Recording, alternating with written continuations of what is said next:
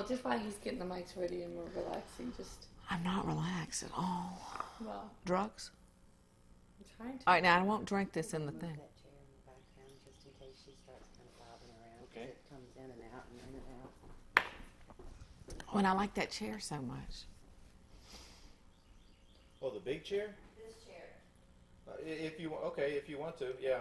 You're taking it out completely? Just a little bit. You just I'll be bobbing and weaving a lot. Okay. Let me give you a hand. I can scoot it over just out of the way this way. I think it will be. Okay. If I pick my nose, we edit that? Okay. Yeah, Well- it's actually kind of nice right there. Yeah. Is it better there? Yeah.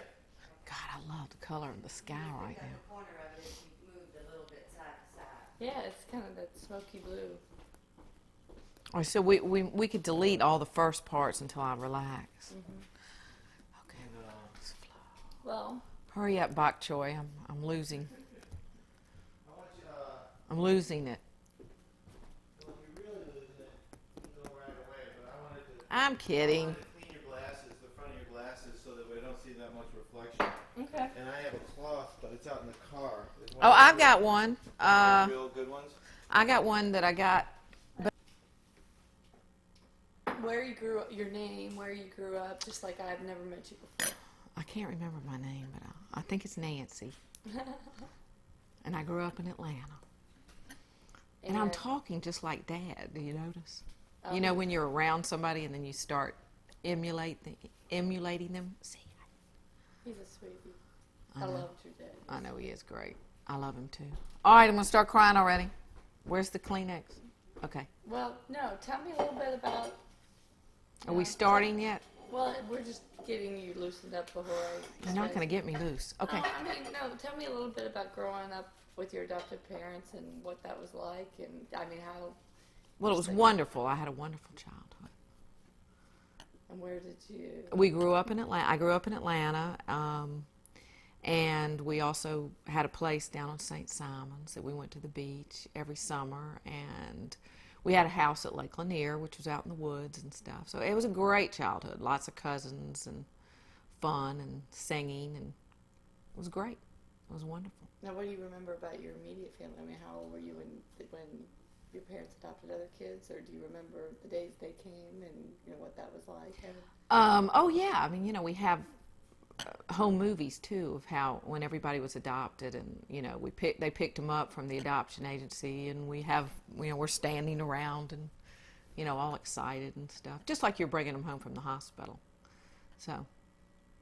So, Yeah. how old do you think you were when you first understood what adopted meant? Oh, well, you know, you were told right off the bat. I mean, you know, they told you, you know, you're adopted, and it's very special. You know, they make you feel special, and so it was always wonderful. And as a child, you don't really grasp what it is.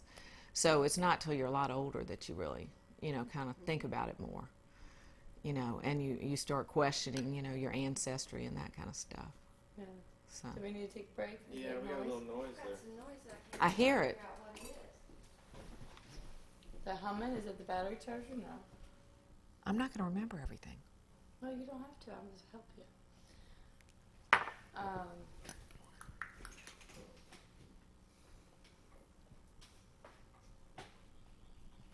We didn't really start. That one really starting, was it? Don't tell me. I don't it's want to just know. warming you up. I don't want to know. I don't want to know. Okay. Okay. So we doing fine? Yep. Okay. So you mentioned a little bit that when you were a kid, everything was great about being adopted. What age did you think, or what triggered you to start thinking, well, I want to find out more about this, or... Yeah. You know, in hindsight, I probably always wondered about it. I mean, I never looked exactly like my cousins. They were all blonde towheads, you know, and there was just something that was, you know, it wasn't like I didn't feel loved and, you know, that kind of thing, but there was just something that you always thought about. And it wasn't really finding, I wasn't looking for my birth mother or birth father. It was just your ancestry. You know, where did you come from? You know, and when I would be studying the Hardwick family tree, I was thinking, well, you know, those people really on down the line were not related to me. So that, you know, that's when I started thinking about it. Now, All the time. Sorry. No, no. I mean, what are the things, like, if you were going to think about, like, what are the qualities about yourself that you just really love and you wouldn't want to change and you think is part of your genetic? The genetic? Well, that was the thing that I discovered that was, well, let me go back for a minute, because when I was growing up, my father and I used to always debate, and we debated about genes versus environment. And of course, he always was on the genes side, like, you're born the way you are. And I thought, no way, it's environment. But of course, that was a psychological thing, because I wanted to be like my parents. They were the only parents I knew. So I wanted to say it was all environment because I'm like y'all. But once I got into the whole thing and I discovered the biological side, you know, the family, I realized that a lot of it is genes. So, you know, it made sense then that, yeah, a lot of this I was just born with. There's not much I could do about it. Of course, there's so many variables, you know, so that's what's interesting about being adopted. You've got the genetic thing, you know, 2 sets from 2 parents, and then you've got the environmental thing, 2 other parents. And so to me, it makes it more exciting. You just have a more diverse kind of a personality. And sometimes it fits, and it probably doesn't sometimes, but it really did for me. I have this theory that we pick our parents, that I picked my parents. And I'm pretty sure that's true. You know, that I don't know how, but, you know, it's a spiritual kind of thing. But I was always supposed to be with those people, you know. And I don't want to start crying about that, but that's how I feel about it, you know. Is that kind of how the fate thing, that you feel like you knew, that you feel like fate has brought you back together with your birth brothers and sisters? Yeah, I think that was a different, that was a spiritual journey. You know, to reiterate again, I really was not looking for a mother or father, but I was looking for myself. And in a way, I found myself by finding them, because my siblings that I'd never known were a bonus. You know, at first I was like, I thought, I don't know if I want to meet them, you know. I mean, I was like, you know, I was mainly just wanting to find out history and things. But what I didn't realize is that was really what I needed to find. And they were so similar to me. And when you're adopted, the one thing, at first I was thinking physical, you know, like I want to see people that have hands just like me or feet just like me. And the first time I met Jono, I said, take your shoes off, I want to see your feet. And they really were like mine, you know, and it was like, wow. But what I really discovered once I got into it was the brain waves. Our brain patterns were the same. And that's so fascinating. I mean, the first person I talked to was Becca on the phone, and I thought, man, she sounds like me. The rhythms, you know, that we talk in are the same. And I don't know, it was just fascinating to me. Yeah. So. Well, and even having different mothers, it's kind of interesting. Yeah. Well, okay, this is one little thing about, you know, finding the birth. You know, most people just find the birth mother and then that's it, and they don't think about the birth father. But my birth mother had written me a long letter, and one of the things she said in it, when she was describing herself, she said she was calm and practical and all these things. And I went, oh, well, that's not me at all. I always had this thing about trying to find the birth father. I don't know what it was. It might be because, you know, I put men on a pedestal, my father, you know, and I have such a great relationship. Not to say that I didn't have one with my mom. I adore my mom, but it was just something about the birth father. I don't know why. I had to find him. And I think, if I can get into that theory, is I think that Ray found me. I think that Ray needed me to heal things that he had left behind that were not right. And for all of us, because in a way, I thought at first, I'm finding the family because, you know, the siblings, we all need to kind of connect. I found that it actually helped all of us, I think, you know. I don't know why, but, you know, I do think that Ray was totally involved in it. Just for the examples of he wanted to contact his friends, and he had just left the earth in not a good situation, and I think that he had to make it right before he could rest. That's my theory. I mean, it's, just a spiritual thing. You can't really make sense of it, but there's too many things that have happened that I know that he tried to find me to find them. So. 1 second. I'm going to have you take your bracelet off. Oh, it's clinking. Thank you. Thank you. But while we're on the It's stuck. Okay. While we're on the spiritual Here, Pete. topic. Yeah, okay. Why? I mean, a lot of people have said that they see him and that he's this. Oh, yeah. I mean, yeah. What kind of stories do you have about him being spiritual? Let's just go into like. Okay. Well, one of the things when I called one of his best friends, Joel Clark, who lives in Fernandina Beach. He's only an hour away from me, and I called him up, and he said, "Oh, isn't that funny? We were just looking at a picture of Ray when you called. We were looking at old pictures, and Ray had died 20 years before." Everyone I called had the same thing. I called Margaret Witten, and she had said, "We were just talking about how I missed Ray, the other day." Everybody I called, it was like that. It was almost like he had come to them. He said, "Okay, now you need to come and talk to so-and-so," or I don't know, but it was just wild. And then my favorite story is this. I can't remember if Janice sent me Joel Clark had a great picture of Ray when he was on the Chesapeake Bay on a sailboat, and it was, when he was maybe 16 or 17. Beautiful picture. And so I made copies of it and sent it to the kids. And I think I might have sent one to Janice. I can't remember. But for some reason, on every envelope, I drew a big star over their name. I don't know why. I mailed the letters.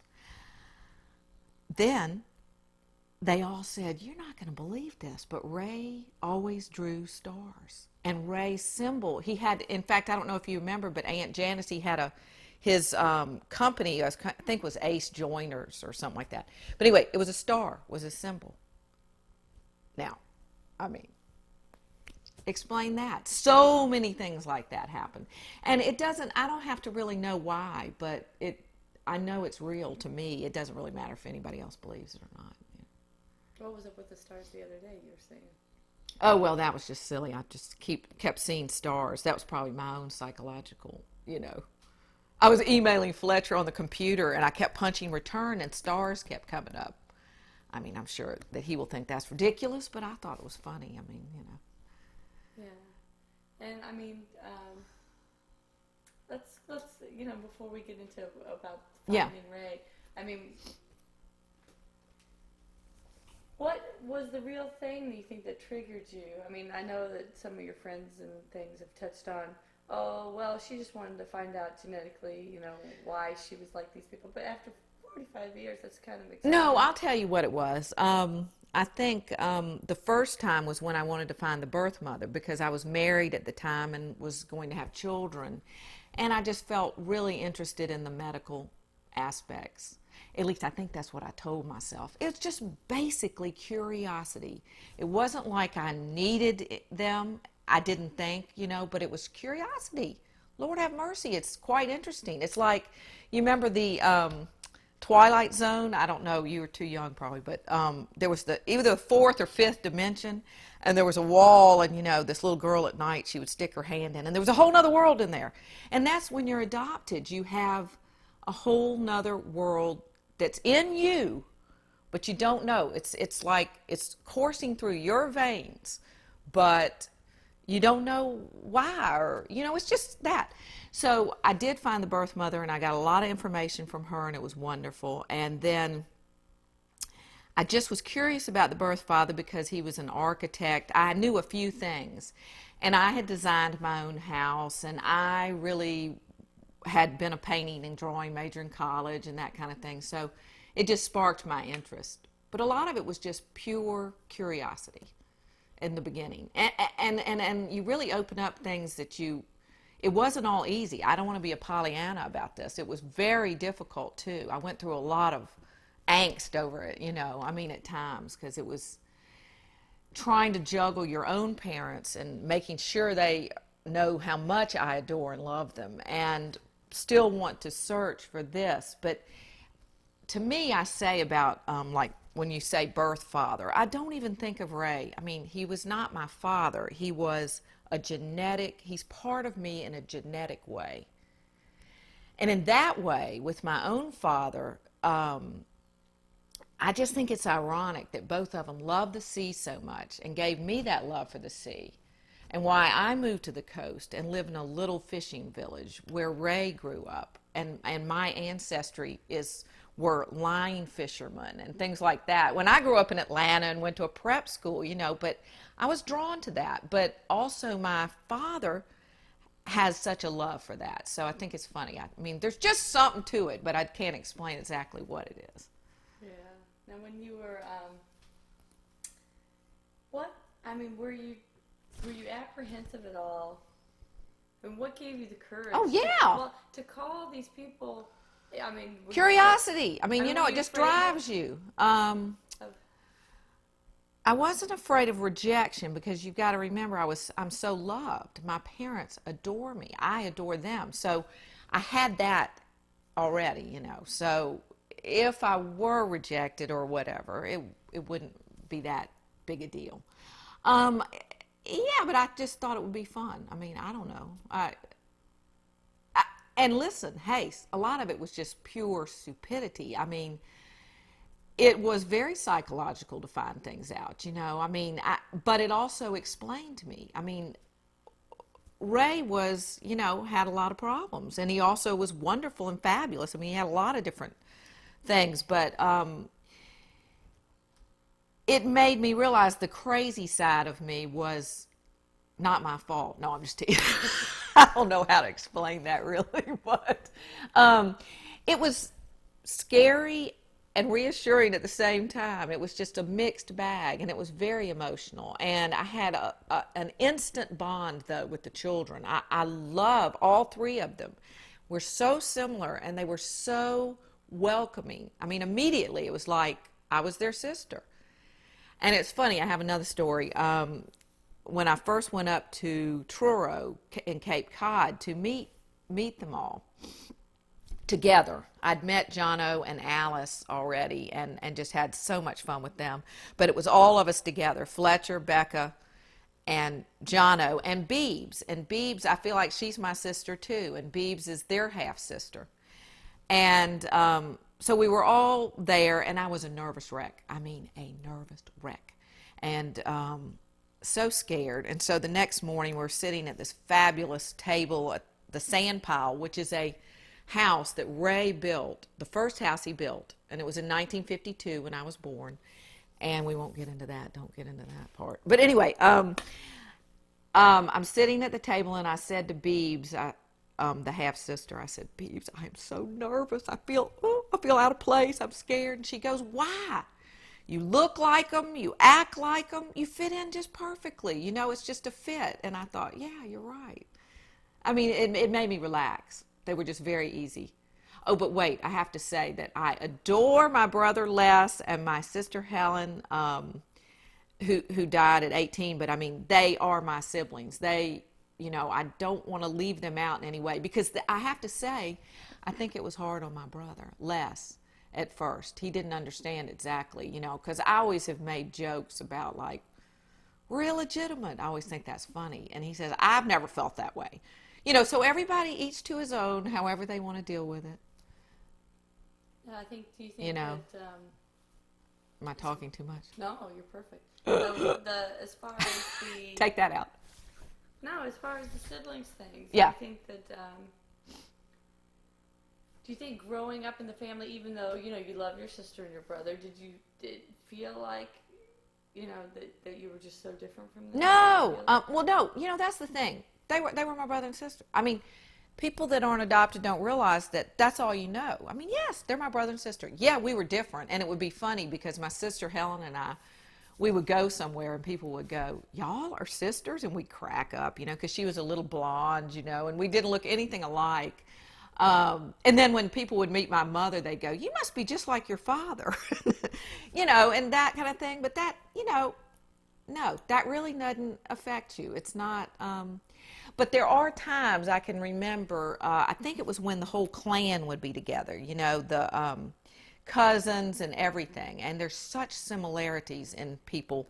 You know, and then you would feel a little bit. I mean, and I didn't even realize it till way later, looking back. You know, that I thought. You know, thought about it a little bit. But basically, you know, it's one of those things in life. Hey, you know, adoption is a beautiful thing. It's a great thing. And, you know, it makes you just a different kind of person. It's just variables in life and makes it wonderful to me. Do you think that adoption, you know, back when you were adopted, do you think, I mean, knowing, we can get into your mother, you writing a letter to your mother maybe, but Yeah. maybe we could talk about how you think when she gave a baby up for adoption, how it would be different from now. Oh, well, and kind of gosh, how I you mean. contacted her in that experience. Oh, sure. I mean, obviously it was just absolutely, you know, forbidden back then. I mean, it was taboo. It was morally, you know, just not, you know, it was just a sad thing, really, in a way. How I look at that when I think about people now thinking about it, you know, is for me, in my situation, it comes down to, you know, existence, non-existence. Well, I'll pick that being existing. So, you know, to me, it's not a bad thing. You know that. Okay, I went off the subject there. That didn't really make any sense. But I'm just saying that, yeah, back then you look at it and you kind of laugh because, you know, it happened and it's life. It's human nature. To me, it seems silly, but back then it wasn't silly. And it was, okay, enough, all right. Do you think your birth mother, We need to roll on some of this rain so we can mix it under. So we have 30 seconds of perfect quiet, no talking.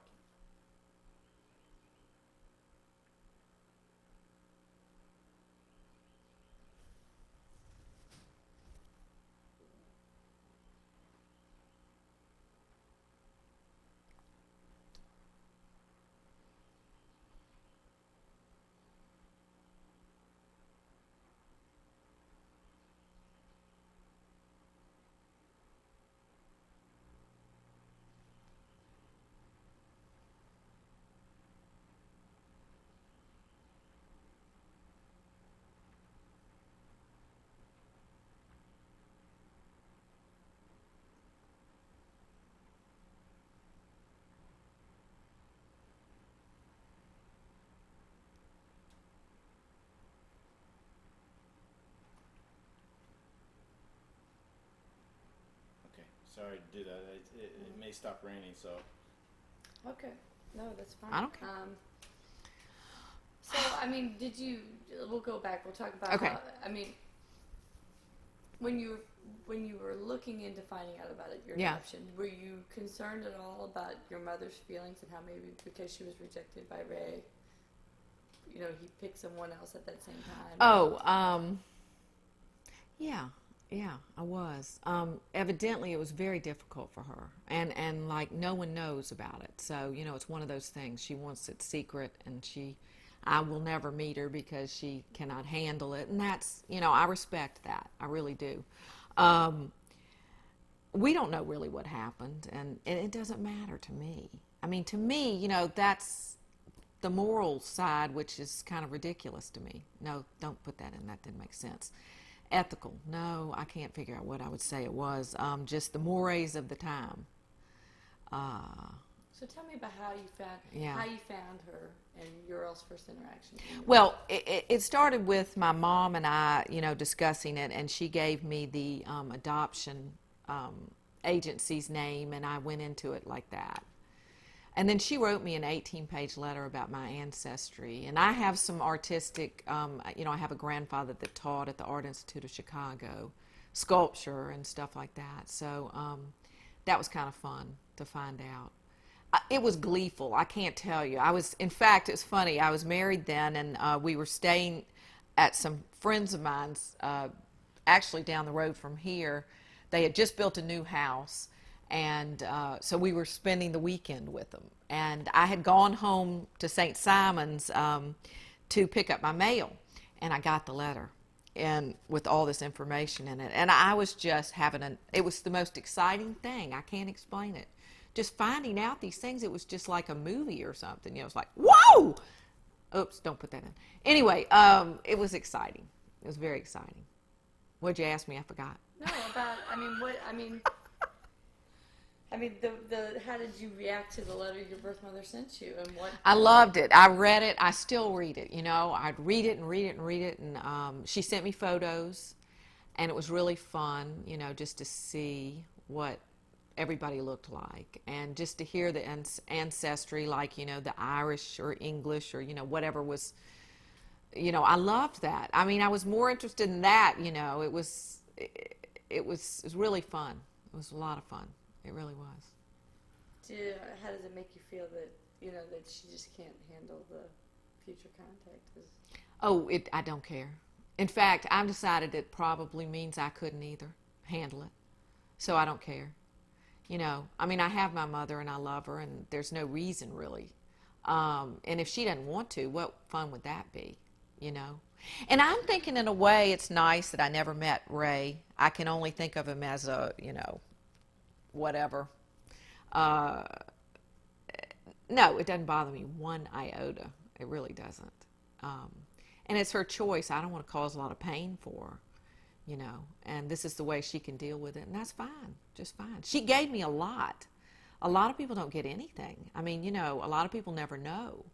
And she gave me all this wonderful information, and that's probably all I need. I think sometimes things happen for a reason, and so that's how I feel about it. Now, if you were going to meet her face to face, or if you knew she was going to be sitting and watching this movie, what would you want to tell her? About you, like about Nancy, about who she is. And I had a great life. I've actually already told her that. I wrote her a letter. I said, just had loving parents, and I can't talk about it. I'll start crying. But, I just told her how lucky I had been. And that's something that I also found very intriguing about the whole process. I went through the whole thing, the visualization. The mother has you in the hospital, and they never see you. So here you are, this little child who's just been born, and I happened to be premature, so I sat in the hospital for 4 days in an incubator, and I'm thinking, here's this entity here. What's going to happen to it? It's like you're a seed being thrown out into the wind. What are your odds? Where are you going to land? It's pretty scary. And I was in I had foster parents for 6 months. And I happened to have the letter that they wrote, the foster mother wrote. And it was beautiful. You could tell she loved this child, and she wanted to make sure it was, it was just wonderful. So, in a way, I just was very lucky. Okay, don't put that in. How did you find out? Okay. From there, you found your mother. Now, how did you find did she tell you who your father was? Or? She had the name. She had told the adoption agency. Now, I could never find they give you only unidentifying information. So I did not know his name, but they did. So what I did was I wrote a letter and sent it to the adoption agency, and then they get a private eye or whatever, and they try to find Ray, or the birth father. And bottom line, it took about 6 months because it went to your Aunt Janice. Whoops, I shouldn't have said that. But anyway, to Janice, his fourth wife. Anyway, and that story's pretty funny, which she'll probably tell, but she said that she got the letter, and I just said, look, I really just want to know something about, blah, blah, blah. Tried to be real, not threatening at all and intrusive. But in just a little thought at the end, I thought, I'm just going to cut out a little picture of myself, and I'd just gone to Cumberland Island with my buddies, took a little picture and threw it in there. And Janice said that she was about to toss the letter. And she saw the little picture and she went, oh, geez, that looks just like Thelma Cole family, she's real, so that's how it happened, kind of, which was funny. Well, was it Janice that talked to you? So Janice is the first person I talked to, and it was wonderful. And the adoption agency gave me these little things that she had said, because they had talked to her and they said, okay, you can call Janice tonight, and you'll find all this stuff out, and I'm like, oh, here's a funny thing. One of the things that the adoption place had said, something about Alice's restaurant. They'd gotten it wrong. They said something like he produced Alice's restaurant or whatever. They didn't do it right. So I had a good friend on Cumberland Island that used to work at Alice's restaurant. So happened. So I called her up and I was telling her, and she said, and I said, his name is Ray Brock. And she goes, Ray Brock, he was married to Alice. I knew him. I worked for Alice. I'm like, is that weird? Here we are in Georgia. Here's this island off the coast of Georgia. I've got a friend, a couple of friends that live on Cumberland Island. And they knew my birth father. I mean, I love all that too, that Kevin Bacon, 6 degrees of separation, No, but I love that. I mean, come on. Everybody's connected somewhere. That squirrel up there that keeps jumping in the birdseeder, he's connected. Anyway, it's Ray. Oh, Ray, get off the bird feeder. Don't put that in. Anyway, yeah, so that was it. So then I called Janice, and of course she's well, that's a good story too. Janice is so wonderfully Southern, and I'm Southern, so, she wove this beautiful tale, and it was just great. It was just like, oh, it's wonderful. God. Exciting and all that kind of stuff. So it was fun. Then then I talked to Becca, and then I made a trip to go see Alice. And, we decided we would get together after, I had a business at the time, so I couldn't leave till January. So I ended up going to see Alice. Well, that's a whole other story. Alice and I just connected like you wouldn't believe. We were just like sisters. I mean, it was just perfect, it was great. And, but Alice is like not Southern, and Alice is hilarious. She's one of the most brilliant people you will ever meet. But she's very direct, and she's very honest. And so all of a sudden, I've got this glowing view of Ray on this side, and then Alice sets me straight on the other side. She's like, and this, and this, and this, and I'm like, oh, okay, so it's not so great, I mean, it was funny. But being Southern, I fell for I love to look at it in the romantic sense. But, reality is not romantic, and his life was not at all. And so anyway. So did, okay. no, so was it, We're getting a little shiny. okay, well, we'll do a little better. You're doing great. Are you sure? Yep. Take a pint of blood. Oh, did you want me to start rolling? Fuck you! Sorry. I know I don't know you very well, but I could cuss, I felt like. Jesus. Those apple dumpling cheeks. Okay.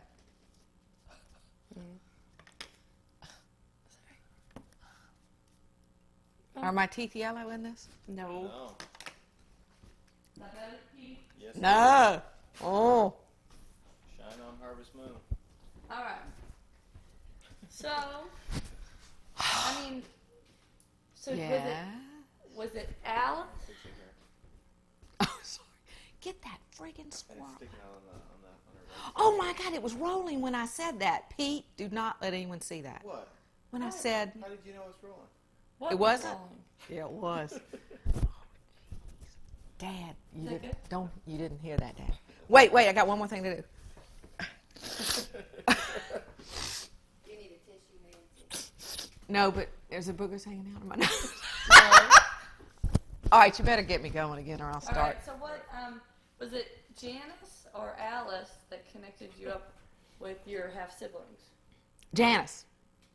So how did you contact them? Well, she told Becca, and Becca called me, and it was hilarious because Becca's funny. They're all so funny. I mean, so Becca calls, and she goes, "Hey, sis," and I'm like, "What? Oh my God, yeah." Anyway, and just talk like it was nothing, blah blah blah blah blah. So Becca was the first person I talked to, and that's how it worked. And then I can't even remember if I talked to Jono, but he was the first person I met. And Fletcher was the elusive Fletcher. I talked to him a lot on the phone, and it was wonderful. But everybody kept going, well, Fletcher, he lives in Idaho. He's far away. And but we hit it off pretty well right off the bat. And so yeah, it was Janice. Now, did you get the impression that all the siblings, I think hadn't seen each other in a long time, or did they? Oh no, they had. I think. They see each other periodically. Fletcher, he makes a pilgrimage every year to the sand pile in Truro, their house, this fantastic house in Cape Cod. And so he goes every May or June, and they all have a work party and work on the house. But I don't know that he had been going for a while. He had just started back and going out there.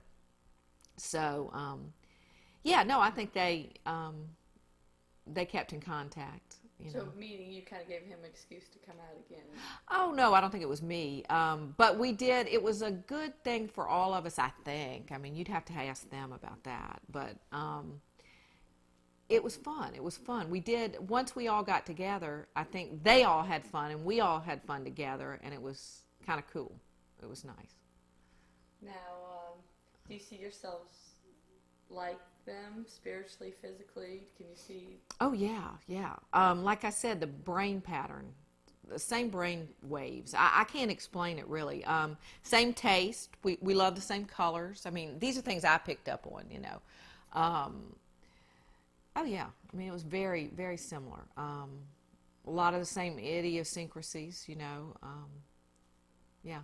Like music, everything you just found like pretty much like the same things. Yeah. Wow. Jono and I love country and stuff like that. I sent him a Steve Earle thing or so. We.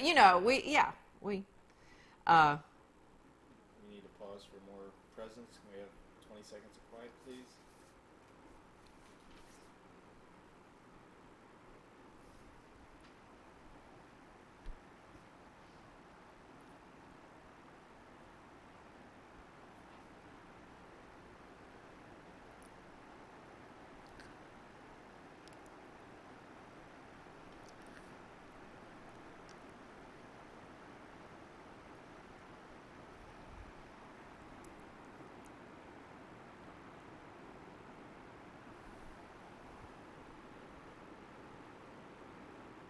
In my teeth or anything? Nope. It's really that one window that I see in our glasses. Is there any way to just put something over here? Can we have a little image of Maybe someone? that's just where I'm sitting. Why don't you put a Buddha up there and it'll be Okay, reflected in my glasses? Do that. It's Can I try to do it without my glasses? It's too late now, isn't it? That's too late. Okay, genetically you feel that you guys have similarities, and I think that some of your friends have felt like since you've met your family and you realize that genetically you legitimately have an artistic gene, that it's kind of giving you a kick in the pants to get back to painting again. And do you think that there's a truth to that? Or kind of expound on it? Yeah, it's like life is not really, who knows what's real and not real. Maybe it was all like I just wanted to do it anyway, or, and that just, but basically it was seeing Fletcher's musical instruments and his talent. They're all three of them are very talented. Fletcher happens to make these beautiful musical instruments, and I just went, oh my goodness gracious, I've got to really kind of tap into it. I mean, it was just mind-boggling how beautiful these instruments are. That's a little too much. Anyway, and also, musically, as a musician, the talent, and I think, music and rhythms and all that to painting are very similar, What do you think that when you first got into art, that it was something that you felt like? Well, I'd always been an art, I'd always loved painting. I think it was a confidence thing, you have to have a lot of confidence to really paint, I think. And I do have the drive. I don't think I have as much natural talent as just, I have an incredible determination. And I do have a sense I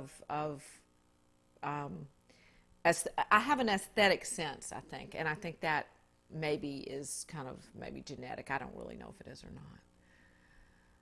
Okay. How do you think that how do you think that meeting them and going through this journey has helped your artwork or helped you? Well,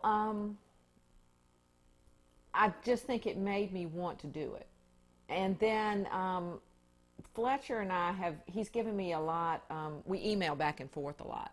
And he's given me a lot of encouragement. And because I respect him so much as an artist, that just gives me some confidence. And I think I just kind of needed that a little bit. And so that is a lot of the reason I've kept, I think that I'm going to keep doing it, and see where it takes me. And I just love it besides that. I mean, it's probably the only thing when you have a mind that wanders like mine does, it's one of the only things that really draws me in and I lose myself in, and, it's an art form. And I mean, it's, an artistic expression, but it's just something I love doing. And people that are artists, they know, it feels right. It feels true to oneself. And that's kind of nice to. Now, your friend that is the art history major, she said that your Kathy. artwork has changed a great deal. She said she used to do kind of small watercolors, and now you're bigger and bolder. I mean, do you think that this journey has helped with that, or was it going there? No, I don't think that. I think that was just an inclination. Actually, in college, I did do big paintings because that's kind of what, in the 70s, what we did. And really it was only because I met this fella that had just graduated from Yale and got a master's, and he was helping me. And so he did giant canvases, so he taught me how to build these big canvases, and that's kind of the reason. And it was very enjoyable, so I kind of kept up with that. But I think the other thing is this connection again that we were talking about. The reason I paint is because I have a very big connection with nature and the outdoors, and I love landscapes and so I love to paint landscapes. I want to try to bring about, how I feel about the sea, the marshes, the rivers, and things like that. So that's the reason I paint. Is to, somebody said something about, painting is writing a poem. You're trying to do a poetic, what you feel to get it out on canvas. So that's another reason I paint. Now, they were saying you were a member of is it the NRA or the research, the ENR? Oh, DNR, DNR, Department I of was like- Natural Resources. That's So what did coastal you- resources. That's no, that's the environmental thing. That's in Georgia. It's the Department of Natural Resources. I gave tours on Sapelo Island and for a while, and through the cast net, and gave talks and stuff like that. That was just a little teeny segment of my life, but it was fun. Well, they talked about you being very. I enjoyed it. You think that time helped too with your? Oh yeah. Well, just moving to the coast, I've always lived, on a lot of land and on the marsh, and just been in tune with that kind of thing. And I've always loved to paint. But you have this. I had a segment of my life where I made a living, basically. So I kind of let it go. I mean, obviously, your artistic senses go over into your business or whatever you're doing. But I didn't paint exactly, that much. So I forgot what we were talking about. Being a part of the Department of Natural Resources. Oh yeah, well that was just a year or so that I did that. Yeah. But living on the marsh is basically, that's another little spiritual aside. Can I tell you about that? Mm-hmm. It's funny, a lot of time, I used to write a lot too, and I'd write little things, feelings and things like that.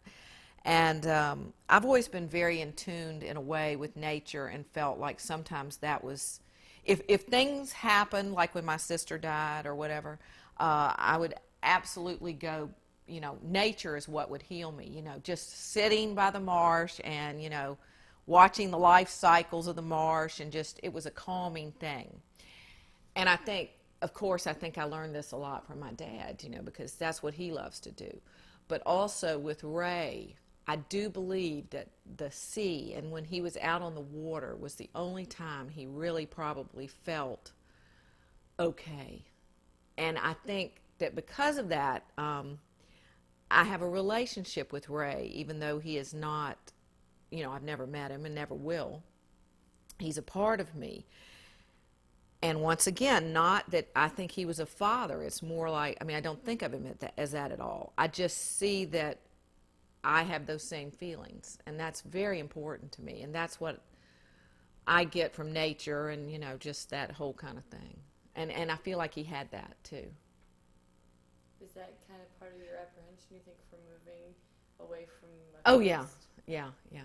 You're not going to be around the water? Well, it's funny because, not just the water, but the coast, the humidity, and, you cuss about the humidity, but there's just something that's like you breathe it in. You breathe salt air, and, it's going to be, I think it's necessary for me to move for a little while, but, immediately I was like missing you miss the sound of the whippoorwill. You miss the moon coming up, I don't know. You see it all, and you're on the East Coast. There's something about the East Coast, and when you are in tune with nature, light, affects you.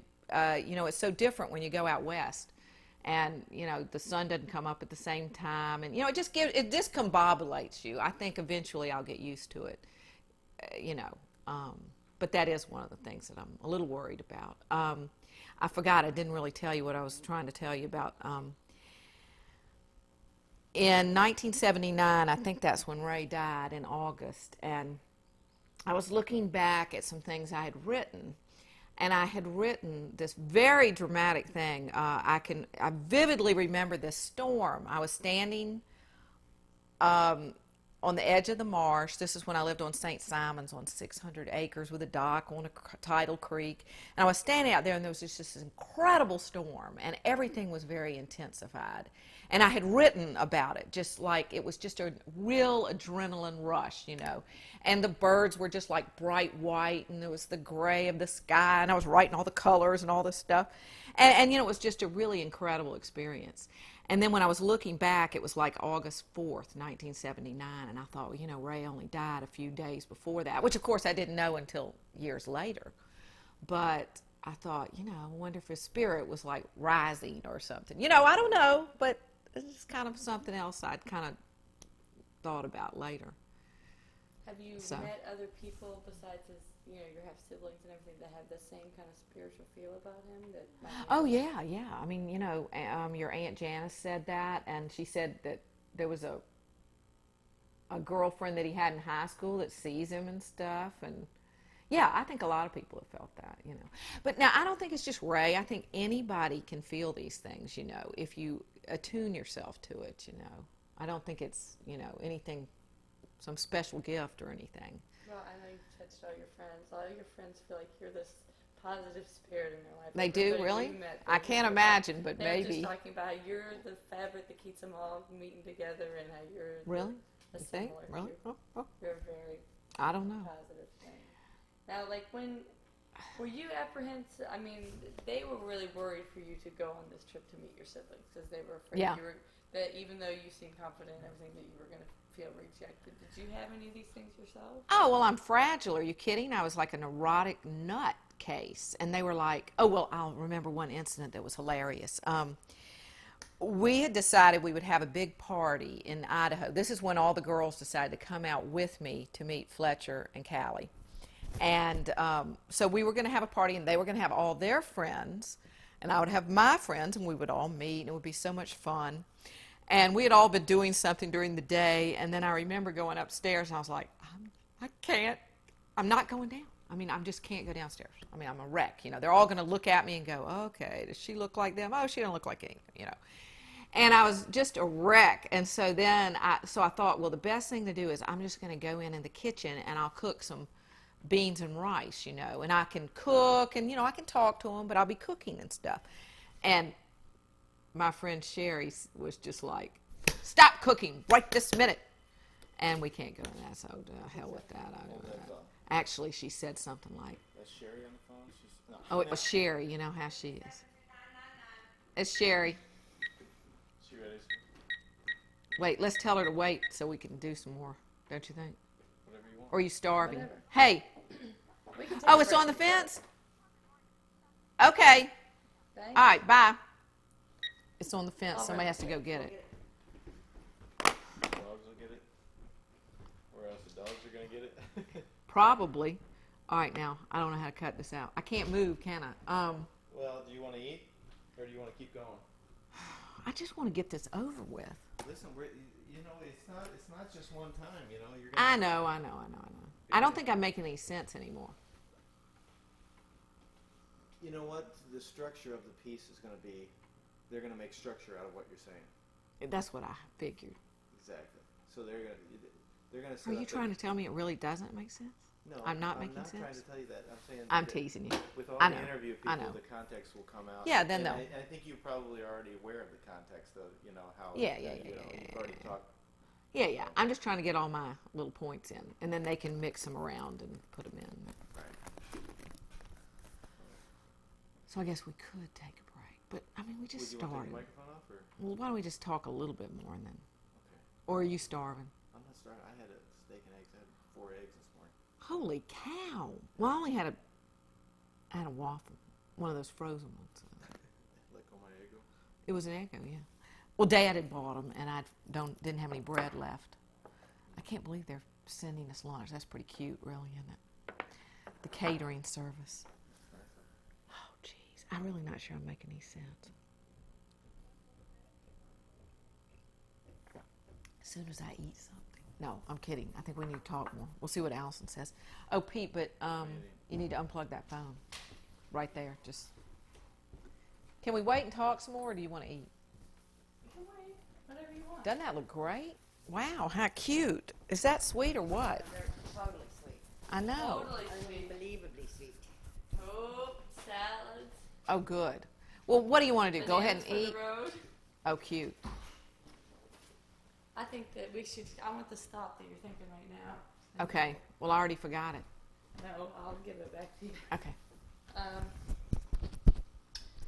Let's see. Are you rolling? Yeah, just now. Okay. Well, you were talking about when you first were out and you had the party and you all went out for Fletcher, just like your nerves were running on high. Oh, yeah. My friends, that was one of the times having my friends there was, and it was Sherry who was hilarious. She was just like, you are not cooking. Now go out there and meet these people. And of course she was right. And of course I had a great time and it was wonderful and, it was fun. But I was very scared. I was a nervous wreck the whole time, But we had so much fun. We went whitewater rafting and then we went horseback riding and it was great. I did go a couple of days early and Fletcher just rode me around and we just talked, And that's when we went to this lake, which I cannot remember the name of it. And we were just talking and he was telling me stuff and it was just surreal. It was almost like time does not travel in a straight line. It was like we were kids. I felt like I'd always known him and that we were children together playing. And we were walking out in the water. I was walking out in the water. I was very relaxed, which I was surprised. And the bottom of the lake is very rocky, And so I was talking to him and I was building, and he was telling me stories. And I was building a sculpture. I was just putting rocks together. I didn't really realize I was doing it, but I was just trying to relax, And unbeknownst to me, I wasn't even looking over really. And he was like building this little sculpture too, And it was like, wow. I mean, we're on the same wavelength. This is cool. And so here's when my little hilarious experience, or not hilarious, it was really cool. So I was looking down at the rocks and everything, and I saw these 2 rocks, and I was, in the water, and I picked them up, and it was like one rock. It was sliced in half perfectly, and I stuck it together, and it just fit perfectly. And I'm like, whoa, this is a sign, I mean, it was just like one of those kind of things, and I thought, well, I had to think about it more, but I thought, wow, that's cool. And at first I was thinking, I found the other half of myself, or what was it? Or it just put the puzzle together. But I thought it was really wild that it happened like that. And I know it was a sign. I can't explain it. And of course, I brought the rock home. In fact, I actually did this whole thing. Everywhere we went, I had to carry the rock with me. And I go, wait a minute. And we do little things with the rocks, And then I ended up taking all the rock pictures and I sent them to Fletcher and Callie, the little the little story with the rocks, in different places and stuff like that. But to me, it was neat, and I think I don't know, it was just a very spiritual moment in time. Anyway. Well, do you think I know that Fletcher and Alice and other people were kind of trying to give you the unromanticized view of Ray. How did it make you feel when you were hearing these things?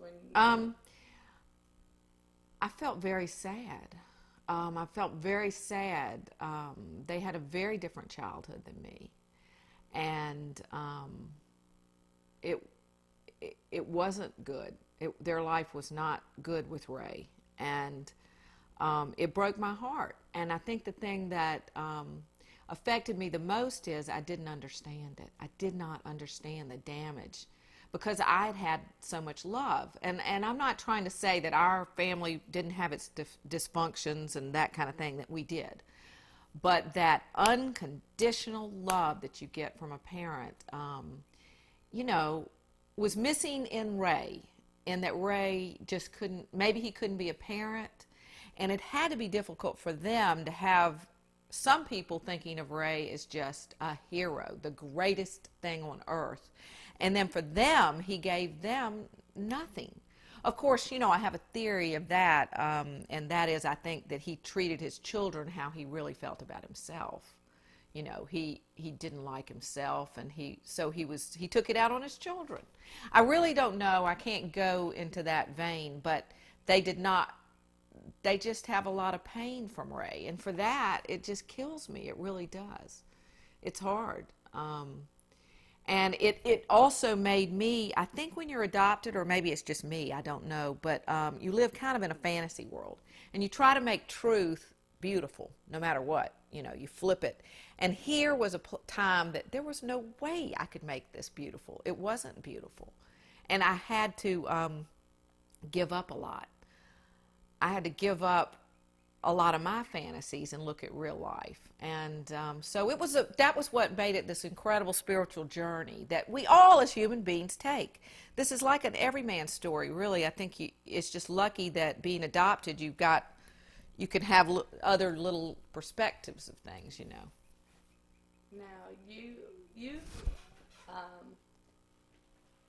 do you feel like your meeting them has been a healing experience for everybody, or do you have any sort of regret that maybe you've hashed up old feelings for them, or how do you feel?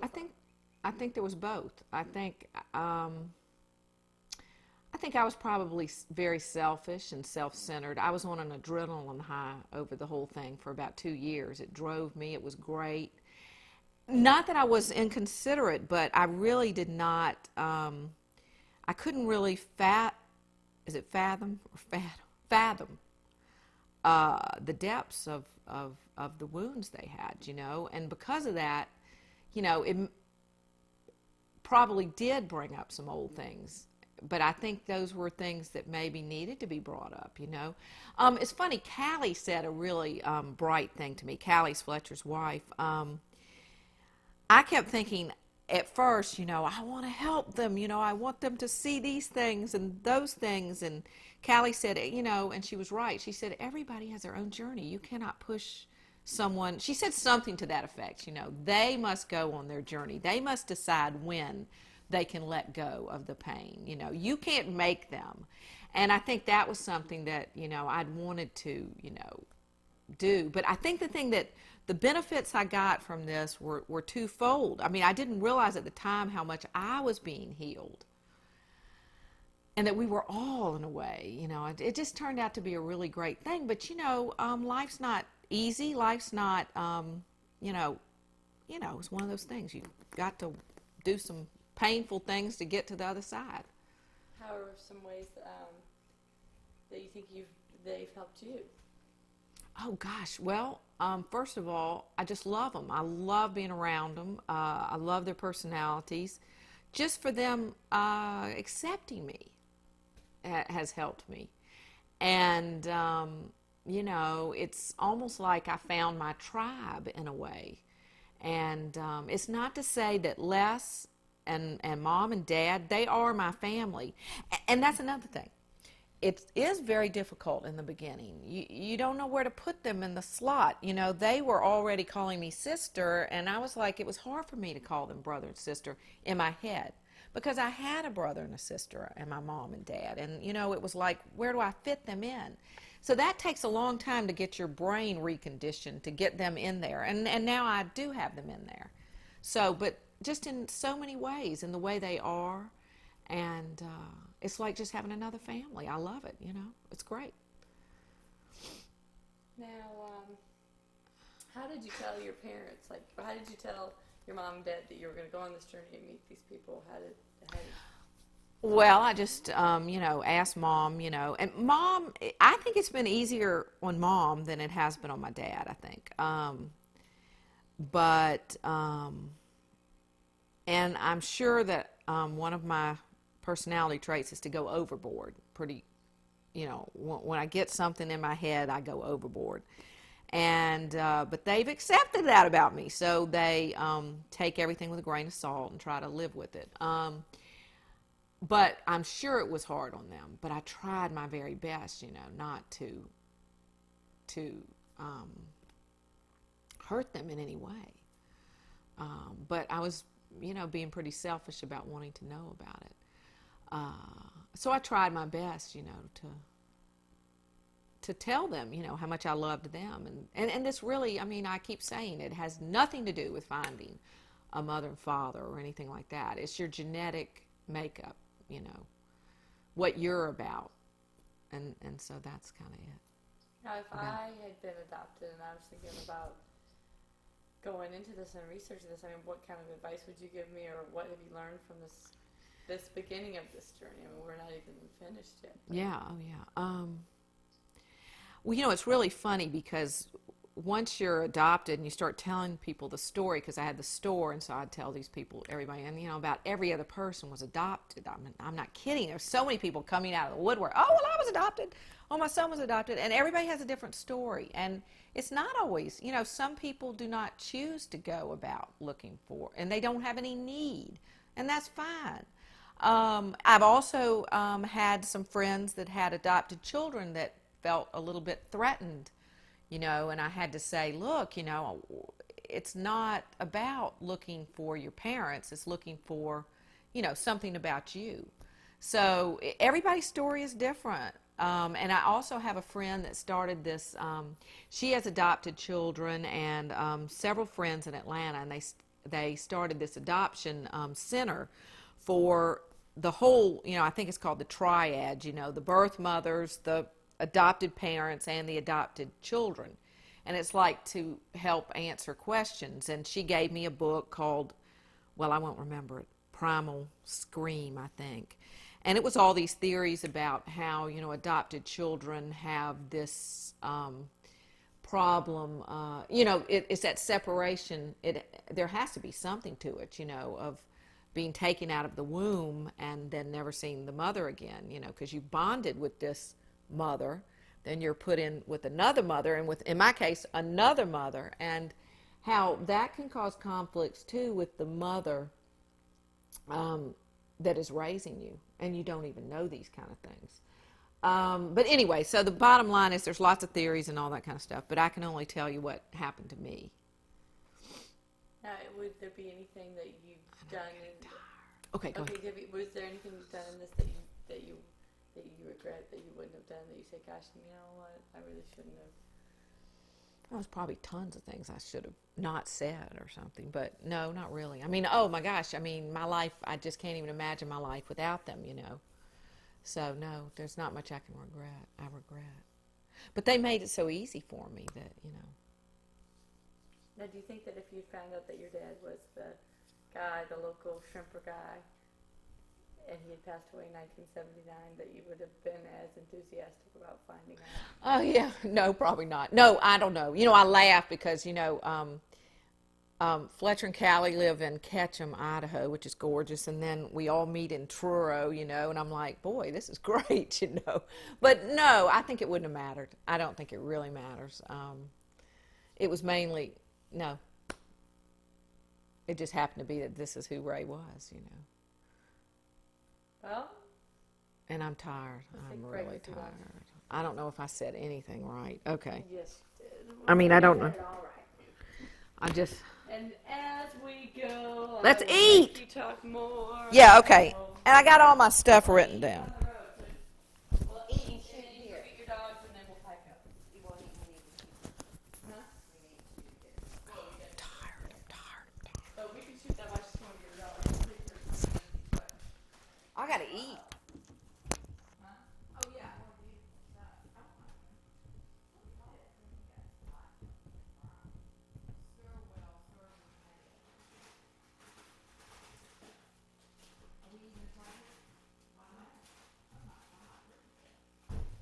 Oh, that's I think Dad took them. We ate all the cookies. Oh.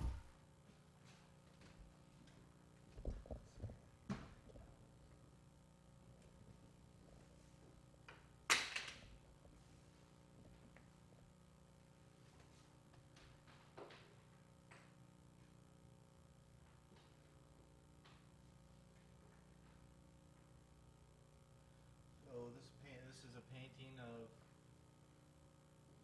Should you guys want to identify this or? Oh, Nancy's paintings? Yeah. I don't have any like titles or anything on them, so Nancy's painting. we'll just do a bunch of them in rows. Okay. Huh? Another shot size. Sure. I might have you write. No, I write this. This is kind of a chronology of his life. Here's some camera moves.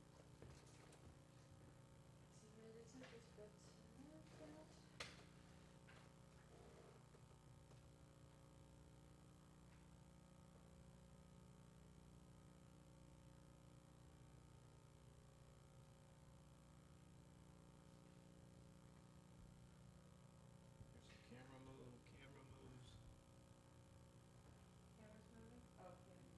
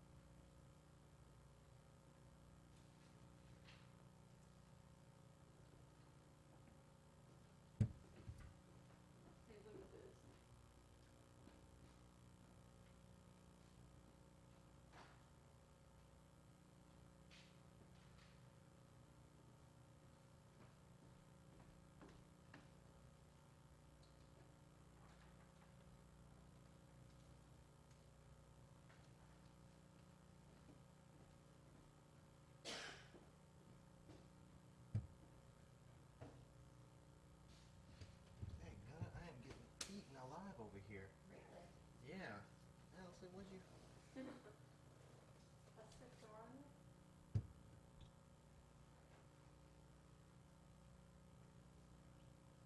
I didn't, I promise.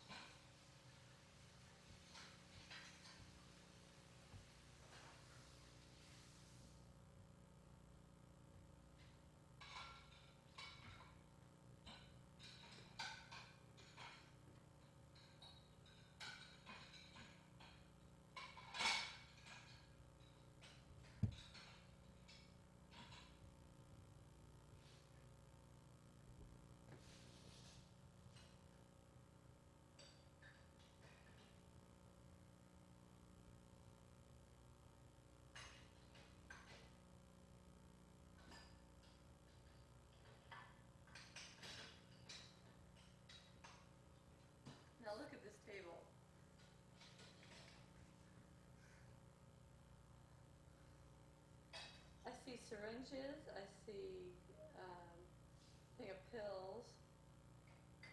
Yeah. I gotta get the rest of the dog beds. The dogs are wondering, what in the heck is going on here? Alright.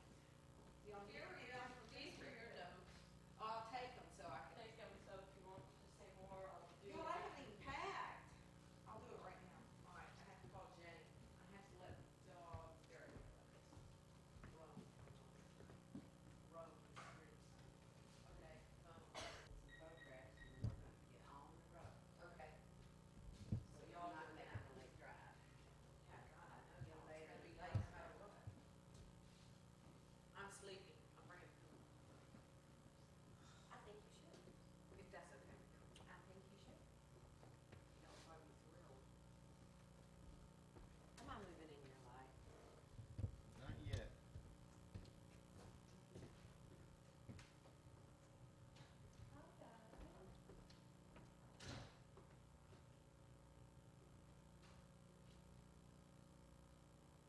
Hey, Jane, this is Nancy. Listen, we're packing up to leave in about an hour, I think, and I just wanted to talk to you about the dogs. I brought them home. They're here, and the house is yours. I didn't have time to wash the sheets in Dad's bedroom, but I've got detergent in the washing machine if you want to do that. I apologize. Just give me a call, and we'll talk about everything. Okay, bye. Let's see, Nancy, I'm not too Yeah. hooked on dishwashers, but it's loaded. Oh, good, okay, I'll get Ready to started. go. Thank you very much. I'll My mother never start. would have a dishwasher because she said she had 3 of them. Oh, my God. Well, this is my I first don't dishwasher I've ever had, actually. Uh-huh. Just put that little list back up with the pictures The list. of chronology. Yeah, I put it back over on that side.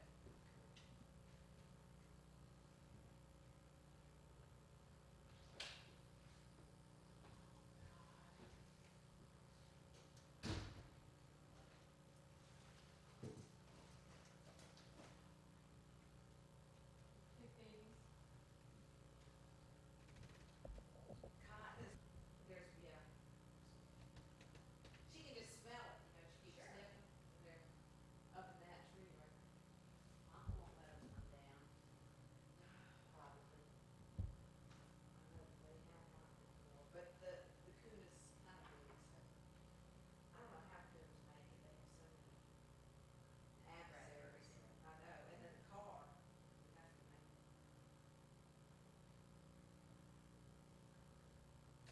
Oh, speak How y'all doing?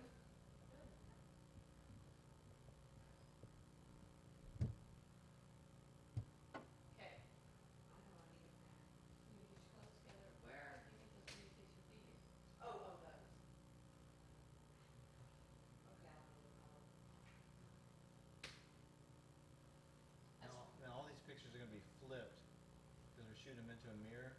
So if you want to flip them, you can in post. Yeah. Oh, you want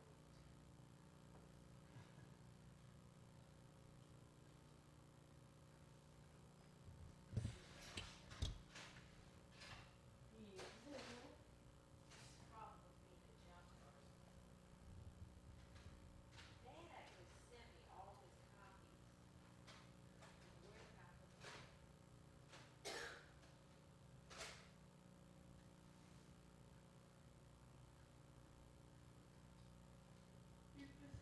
I'm gonna put these in the safe so I can give them to Alice. Yeah, no. Now Moses wants to come in. But if I go out there, he won't let me fish you. No, don't let him in, I don't want Pete to get beat bit. Yeah, fine. Well, not yet, I might later. Just Oh, kidding. come on now. I really don't. I mean, he probably won't, but you know, he just is Unpredictable. shy around, he's just scared of men because the construction workers were like harassing him when I was building his house. But I mean, he's fine around Dad. Oh, God, Lee.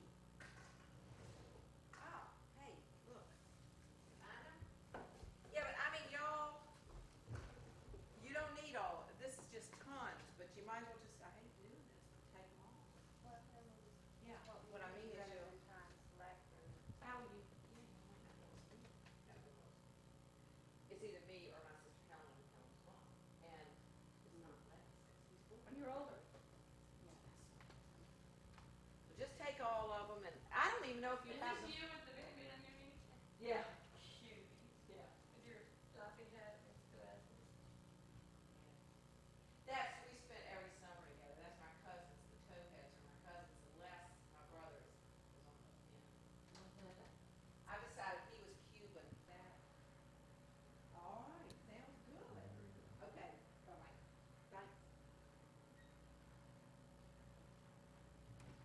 Great, it was a damn car salesman, an Audi car salesman, that I Gave your haven't phone told number him to- yet I bought another car. I keep lying. It's terrible. Don't go out and bite peas in the middle of something. Concentrate. Okay. Hey!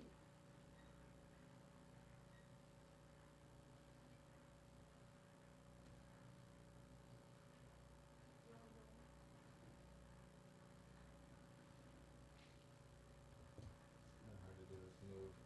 Um, This is almost a motion control move. Do it smoothly because I'm so telephoto. But you know, it's gonna give me something for the trailer. If I need to come back and have to scan in pictures or do something that I can't. You know what I mean? It doesn't have to be a perfect round. You can just swipe over certain pictures. She kept analyzing these pictures to see if her mouth was like theirs, if it was, you know, that kind of language what was going on.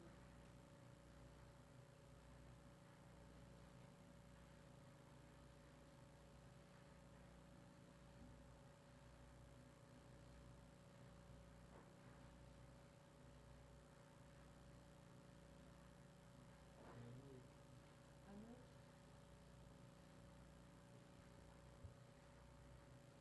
okay. That's got a big flare on it. Should I switch it to color? Yeah, sure. Like, I don't know. Okay. You like it? Pretty much better. I mean, it's kind of neat than like that.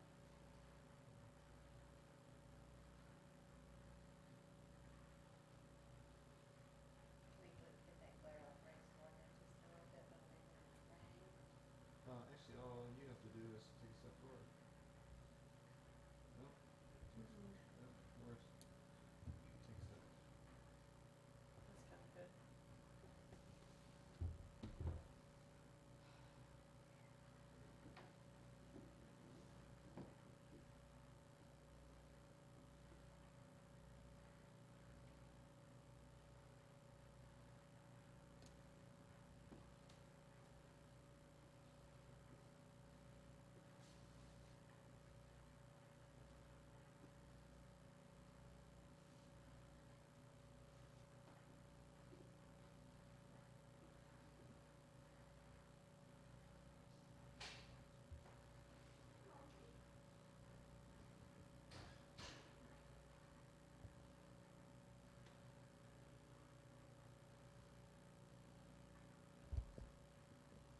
That picture in the middle of Becca and Jono, try to pop it out like the one that has Fletcher and Nancy and Becca.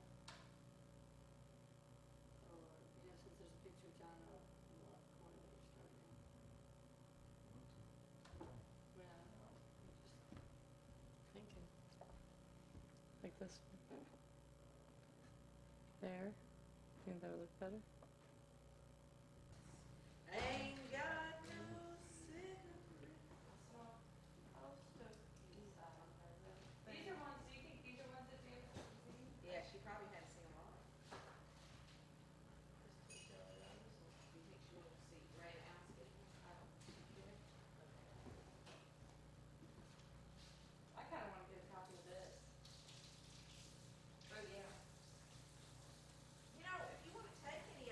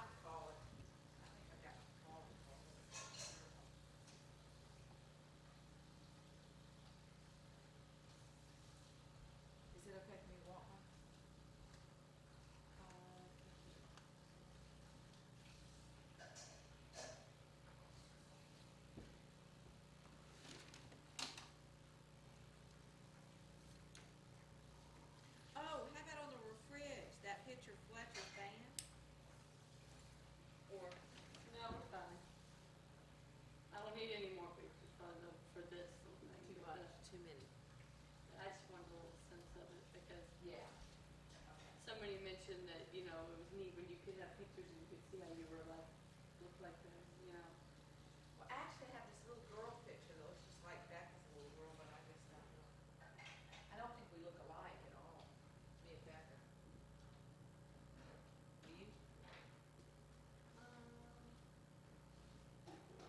Well, it's hard to tell. I mean, maybe the shape of the face, you know, but not.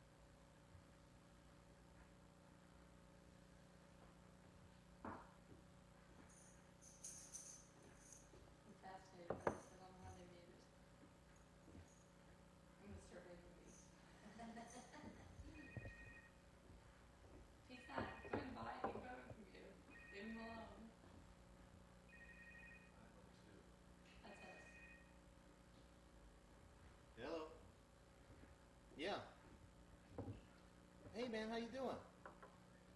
I'm doing good. I'm on a job right now, but I just got back from vacation, and I had to call you. How's everything going?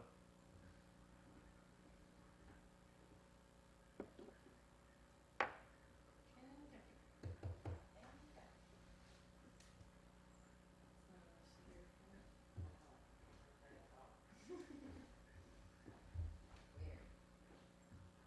Mm-hmm. Looks good, but it's weird.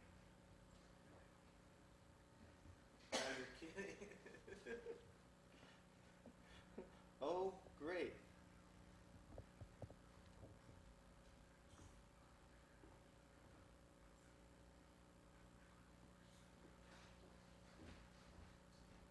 Oh yeah, I'm just dying to be in front of the camera. I'm just dying to be in front of the camera every chance I get. Yeah, I appreciate that. Jeff called. He sent the new script out for his feature. It looks like he's hoping to do it possibly in September, October. Which one?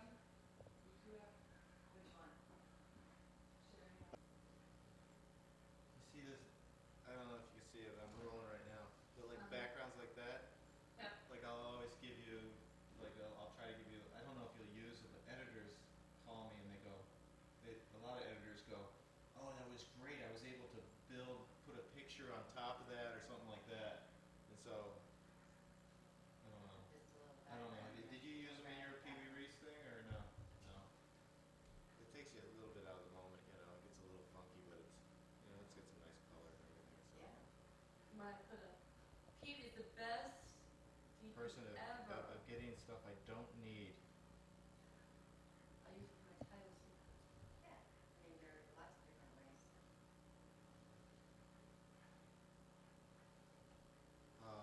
Okay, so then Lose after, the screen. yeah, Are we ready to lose the screen? yeah. Nancy's on her way back now. You want me to get it or you? I can get it.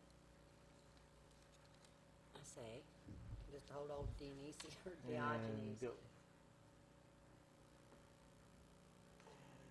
Got it Yours? now, yeah. No finger pinch? Okay. Oh, no finger pinch. For just a minute, but they just stay in besides that. With this guy? Just one little bit and then they can I come think we're done. Okay, Oh, take okay. care, y'all. Have fun. I'll miss you. We got him. We got him. I can tell you how that is to hear when you're. Done with him. He's out of here. He is so gone. That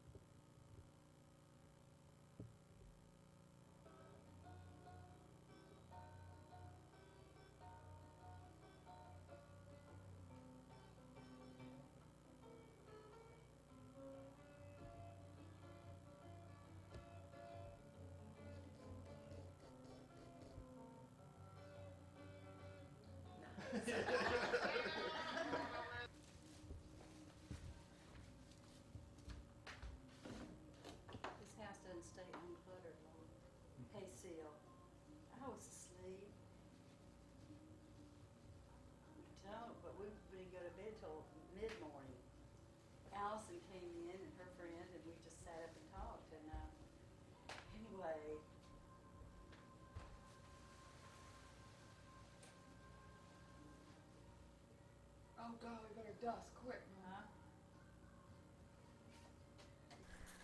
Chase, that's funny. We're gonna get all wet. I know. Are you talking? There. I'm No, it's going fine. Jesus. Oh, no, it's okay. Hey, did you see the back of Dad's car? The Huh? Jesus, I Joseph, should and have Mary. I should have an umbrella. Wouldn't Where are that we be a going good in? Not idea? right there. No, the sunglasses. Okay. in the back. All right. Yes. Where's the umbrella? Stretch my shoes out. Yeah, you're gonna just maybe it'll All be right. the cinema verite of being wet in the backyard. Are we coming? Are we going? Where are we going? Okay. Yeah, Pete's handheld, so give me a minute to get in and get the cable for Pete, and then you all watch. We're gonna stand in this room right here. Should we do it right there so they shouldn't get all wet? Should we slip into the mud room right here? It's going to take me 10 seconds. Okay. Okay, we can handle it. It's not that rainy. But my eyeglasses keep fogging up some. Oh, well, now they're getting used to it. Okay. I'm just doing like this so my hair doesn't. Jiminy cricket.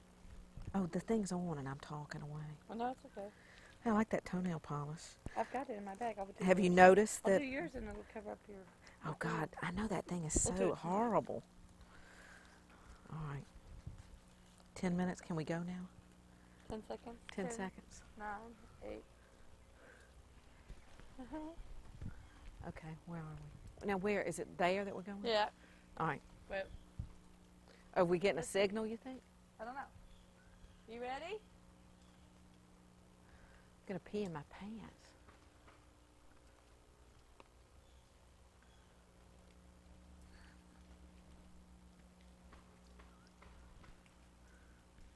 I can't. Don't you think we can go? I just don't want us to. I think the less we're under this tree, the less you can get this done. It's a fig tree. It's a rainy day. That's, you know, Good. part of life. No, Or I think rain. rain's good. That's It's the soothing. time. Oh, I got bad breath. I didn't take a breath mint. You got one? Just kidding. I do with some gum. Like gum, I think. But you probably Oh, I want don't want to yourself chew on gum. I know. Don't you think we go? She said 10 This is seconds. just my Ooh, yes. top speed. Top speed. 30 seconds. We go? Is she going to signal us? I'm assuming so. Okay. Okay. Come on in. Jeez. It's around the back. That's why there's a Okay. so I'm Oh, you're so cute! Hey! Here you are. Oh, Lordy! How are ya? Bless your heart. Oh, you're so wonderful. Oh. It's great to see So you. glad to get to meet you. Oh, you're precious. Yes. Oh, my It's great to goodness. see you. Come on in. Yes. Thank you. Was that exciting? All righty now. Oh, you got all the list and everything. Oh, it's great to I see know. you. It's been a long time. Yeah, it has. And you're on a journey. That's right, and it's been fun. So far, so good. Has those So- blue eyes, yes. Yes, yes. Do you see Ray in me at all? Those eyes. Do you really? Yeah. Yes. Oh, good, good. That's fun. That's fun. Well, we sit down. We'll sit. Oh, I have that Matisse book. I love it. I love Matisse. Okay. Oh, is that mine? You took from the house? Oh, no wonder I have Okay, that. right. That's some of the old pictures and stuff. Hmm. Yeah. Are you all right? You want to sit? Okay, yes. Do you like to sit Wanna at the sit table, down? or do you like to? I'll do whatever you want. I like to sit. I at like the to table. sit at the table too. Okay, That'll be good. good. Okay. That'll be good. That'll be great. So, you sit here, and I'll sit over there. Is this good? Yeah. All right. All right. I was just making out a list of people that would be fun to meet. Oh yeah, a lot of people, you know, from you telling me different people, I've already called and stuff. So, Oh, right. So- So are you keeping a oh, I've journal? called. Yes, I've had a journal for a while, and I've talked to tons of people. So it's been a lot of fun. I mean, that's been part of the fun part. You know, everybody I call, it's like, you know, can't wait to tell me stuff. Everybody which is that fun. you call has, are the stories pretty similar? No, they're different. That's the Different. funny thing. Yeah, there's one story. It's like everybody has a different take on it. Like it was all presented in different ways, which is kind of fun. Well, I got so nervous because I started thinking, I could say this, but then I could say that, you know. So what is real to me might not be real. But that's to the anybody cool else. thing about it. I mean, that's what life. That's And- what's interesting. And you can't talk about Ray in a day. I mean, we would be talking for weeks. Yeah, Really. yeah. That would remind me of something else. I know, And trying to figure, which I love. I trying mean, to figure this puzzle out. I know, I Mhm. know. Well, I mean, you know, it's all fun. It's all been fun. But everybody's been so generous. I think that's the thing.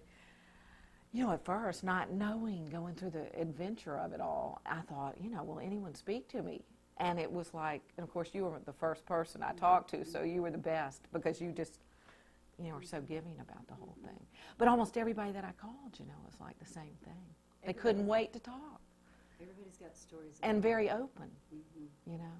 Mm-hmm. So that's been great. So where do you want to start? Yeah, when I heard from you, that was probably one of the hardest weeks I'd ever spent. I agonized, because I didn't know the repercussions. I didn't know Yeah, if anybody knew. I didn't know what it would do to the children. Right, Yeah, and to Kristen. I didn't. Yeah, I had no yeah. idea how it would affect their lives, and Yeah. it probably has affected them in some ways.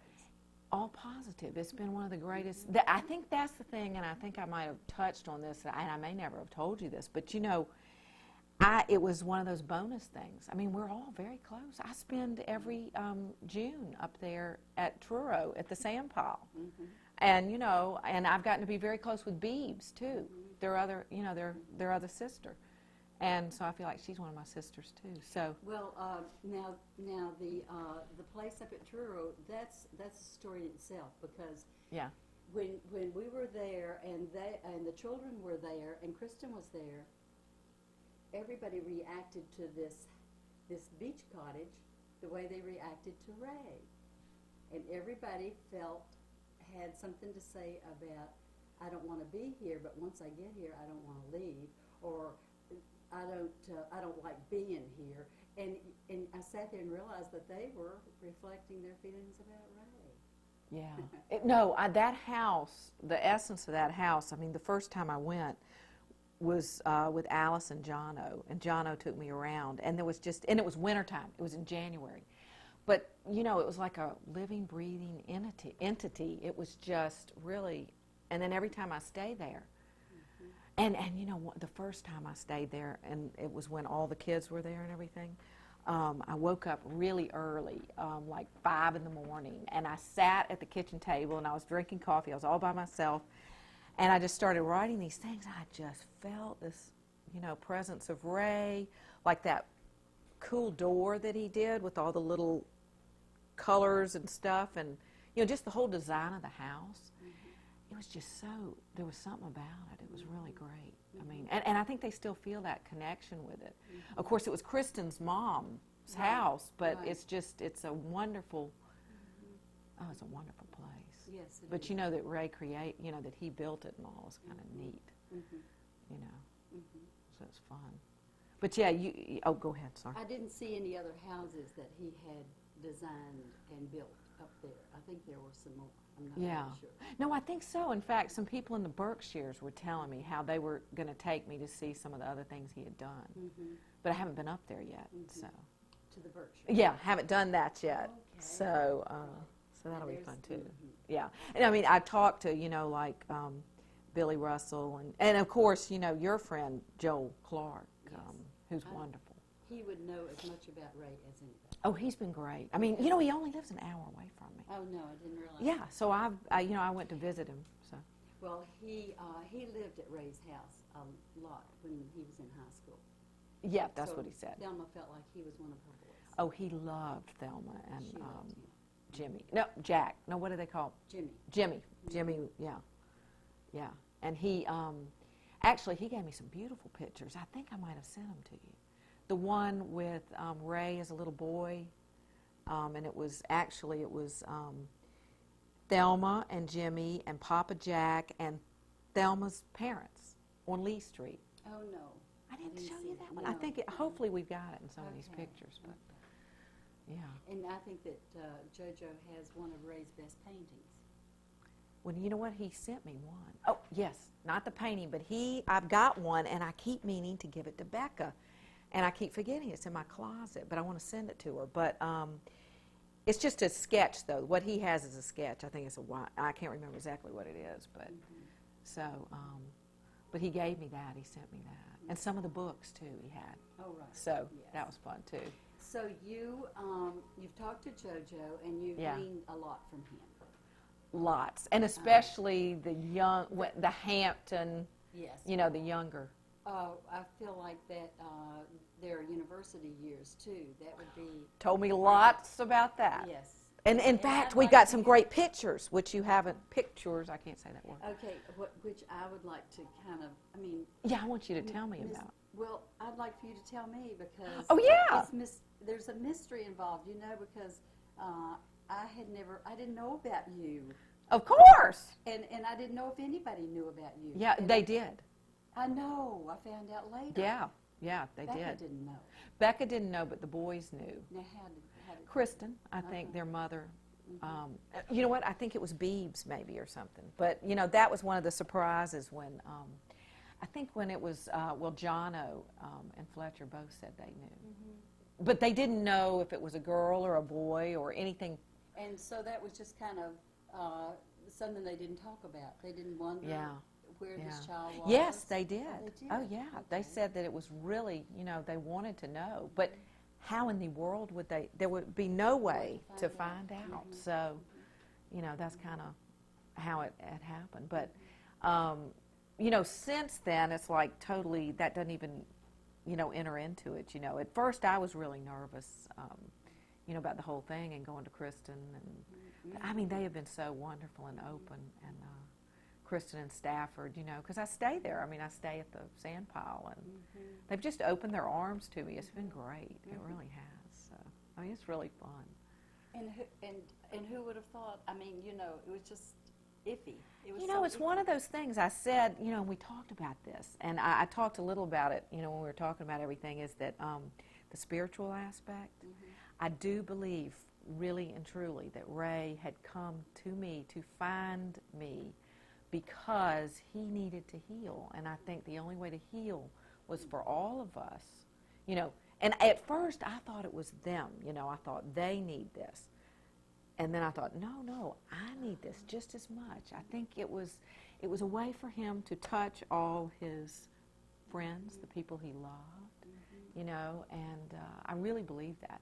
And too many things, you know, that have been signs. And you're the one that got me on that about, you know, his old girlfriend, the high school girlfriend that you're friends with, that says she sees him and stuff. Yes, she has. Yeah. Other people have seen him. You know, I mean, I think that sometimes you wonder, why is this happening to me, or what did that experience teach me? But a lot of times it's not me that's the experience is for. It's for you or the people that you Yeah. wouldn't even suspect. This is for Yeah. them, not for you, you know, Oh, yeah. events Yeah. that happen. to Yeah. them. Yeah. It was like getting back together with Ray. It was something that deep down I knew was going to happen someday. I know Becca would get tired of me talking about this, but Yeah. when I got a phone call from Ray, I knew that someday he was going to call me again. And it was almost like picking up the phone and saying, "What took you so long?" Which Yeah. was eerie. Yeah. And it wasn't Yeah. something that I could control. It was, I would keep saying, because being around Ray was being around the center of a volcano sometimes. And I would say to myself, I mean, it was as if I had no control. I mean, Yeah. I was there to work out something, and I knew Yeah. that. Yeah. And so the sign came and Ray showed up, you know. Yeah. So you had known him. Didn't you know him back? Did you want to go to Sticks? You like doing the handle? Oh, handle's fine. I'm good. Okay. I mean, I just wanted to Oh, check why You why doing you all right? were in the You're Yeah. great. I could talk. wanna make sure That's we're what I told her. I Well, I said, hope we you can't do. this Yeah, in we a were day. going It's going to take a I week. know. Because once this gets said, then that opens up that, and then that. I know, but it's so great. Do you mind? Yes, yeah, I'm gonna keep rolling. What was I going to say? Oh, what I was going to say is, that when I saw Ray again, I met him, he was probably about 19 or 20. I met Yeah. him in downtown Hampton one night. And then he was going to UVA, and I was dating my children's father, Gat, and they were good friends. They'd gone to high school together. And Gat was at Hampton Sydney, and Ray and JoJo were at UVA. So we'd go over there and stay at Track's Edge, and they'd come over and stay with us at Hampton Sydney. But at the time, Ray was dating Rita from New York, and he was very serious. And he took his school seriously. He took his ambition seriously. He wasn't. Maybe I didn't see that side of him, but he wasn't as like a little puppy. I mean, he was more serious. Right. He was really. Yeah. And then when I saw him again after all those years, he had changed physically so much that I wasn't sure it was Ray. Really? Except that we could pick up our conversation Yeah. when we were young and knew the same things. So I called Tom and Tish in Hampton to come down to kind of verify that this was really No, really, you gotta be kidding. Really, that much? Yes. Yeah. Yeah. He his lifespan was short, and he lived hard. Yeah. and fast. Definitely. Yeah. Uh-huh. Yeah. But what are some other things about him? You know, during the high school. I mean, what was it that was so appealing to him back then? Was he really just charismatic or whatever the Yes, term? he was. But Yeah. then I didn't see that. You didn't. That's what I didn't see mean. that He was then. more of the No. country boy, very Because, serious. I mean, everybody was just dating, and Yeah. so it wasn't that I Yeah. would pick that out. Yeah. It was when we got back together again that this anybody being around him, that you would never forget him. I mean, if you passed him on the street and those eyes cast themselves upon you, I mean, people did always doubles, triples. That's what everybody says. It was kind of it kind of gave you chills. You know? Yeah. So I don't like say I don't want to add all these mystical qualities to him, but there was something. another dimension. Yeah. Definitely. Yeah. Yes. Yeah. And his climate could change within seconds. When he was high, everybody was high. When he was, I mean, the mood could change so fast. You couldn't believe it. We'd be sitting around the table, and Ray would be out in the barn working, and JoJo would be telling jokes or singing and cracking us all up, and Ray would walk in and dispel this mood, and everybody just froze. But he could pick you up too if you wanted Yeah. to. So it was like intense. It was whether it was intentional. Sometimes I think it wasn't intentional. I think it was just what was going on within him. Yeah. Loving, so loving. He could embrace you, and you could feel his love. And he could, if you had a headache, he could take a hold of your head, massage it, and it would be gone. I'm not kidding. I've heard someone else said about his hands that they were like healing hands. I know they were really big, and but somebody else had said the same thing, just that. And You know. and people would go to him with their problems. Yeah. In fact, I think that Alice and Leslie would write him letters when they were having problems, and I mean, he'd have to go see him. He'd have to call him. He'd have to write to him, and he would help them. Yeah. Mhm. Yeah. Oh, that's fun. What I hate to go backwards, but I wanted you to tell me about Thelma and Jimmy. What they were like. Well, when I met them, I knew it was okay to be with Ray. Yeah. That's always It was just And the whole time we're together, I'm thinking, where did Ray come from? I mean, and they probably thought it too, because they were so solid, just so salt of the earth. Salt of the earth. Good, yes. good people. Good tithing, tax-paying, hard-working people. Right. Right. and Thelma was a character. No, they both were, and they Yeah. both were storytellers. Yeah. So they too, after dinner, would sit around the table and tell stories. And so I guess that's where Ray got his storytelling. Yeah. And he always, we would say, I wish we had taped your dad when he was telling stories of growing up on the river. And when his mom died, he and his brother got a little tar paper shack out on the river, and they were fishermen, and they would have to go out in the morning and break the ice off the little, the little wash stand. And I wish that we had those stories on tape. And he said, that's okay, I can tell his stories. I said, but you can't. You don't have the accent, Yeah. Yeah. And that would upset him. He could Oh, be in a yeah. bad mood. Yeah. Yeah. Yeah. Yeah. That's funny. An aside, my dad is a great storyteller, and I taped him in a lot of the old stories because we always went to St. Simon's Island, and I did get a tape, and he's told a lot of them on the tape, and I'm like, thank goodness I've got some of that, because, that's one of those great Southern things, though, don't you think? I mean, wish we had more. the tradition of it, and it's dying out, but it's like. Evidently, Ray was like that too. Though Well, he they had were that very quality. family oriented, and it was a large family. Yeah. And so many of the relatives would live with them at different times. Oh, So I really? think the So- house was always filled with Yeah. their relatives. Yeah. And Thelma, she was the cutest thing you ever saw. But she ran a tight ship. She did. She and Jimmy, both being Tauruses, their little hands were never idle.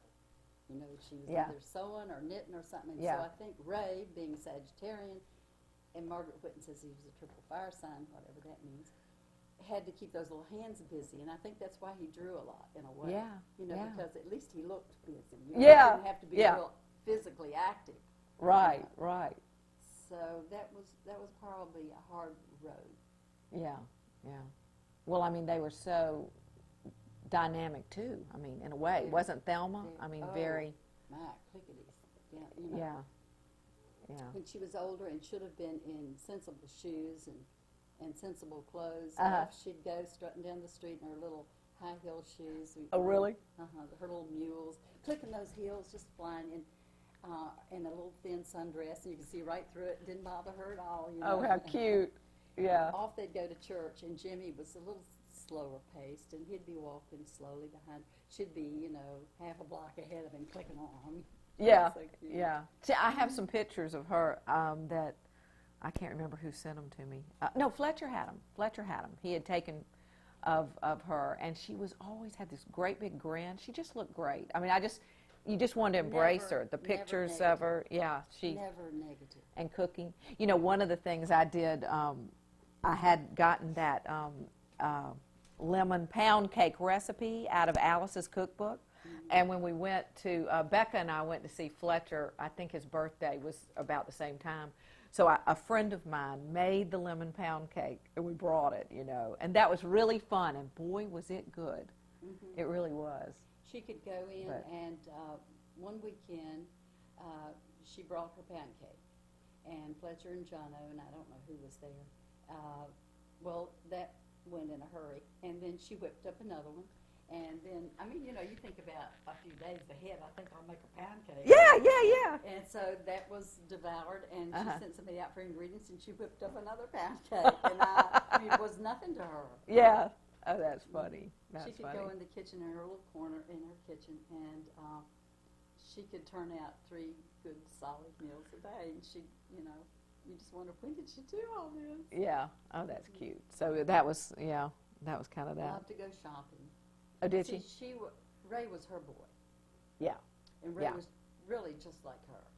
Yeah. He looked like her. He was like her. She taught Yeah. him all the songs she knew, all the little dances she knew, and his dad worked a lot. That was during the war, Yeah. and so his dad wasn't home a lot. He was away. So Thelma raised raised Ray, and he was Jimmy said that Ray was Thelma's boy. Yeah. Yeah. She was hard on him, but she was also he could do no wrong.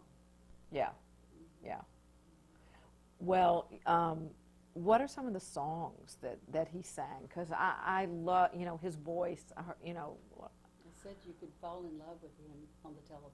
Oh, yeah. Well, just listening to that voice of the tape, it was like, I just can't tell you, And I sent it to you, the little one we had for Margaret, but just went, wow. And you know what? That, more than anything, just hearing his voice singing tells so much about a person to me. I mean, it was just really wonderful.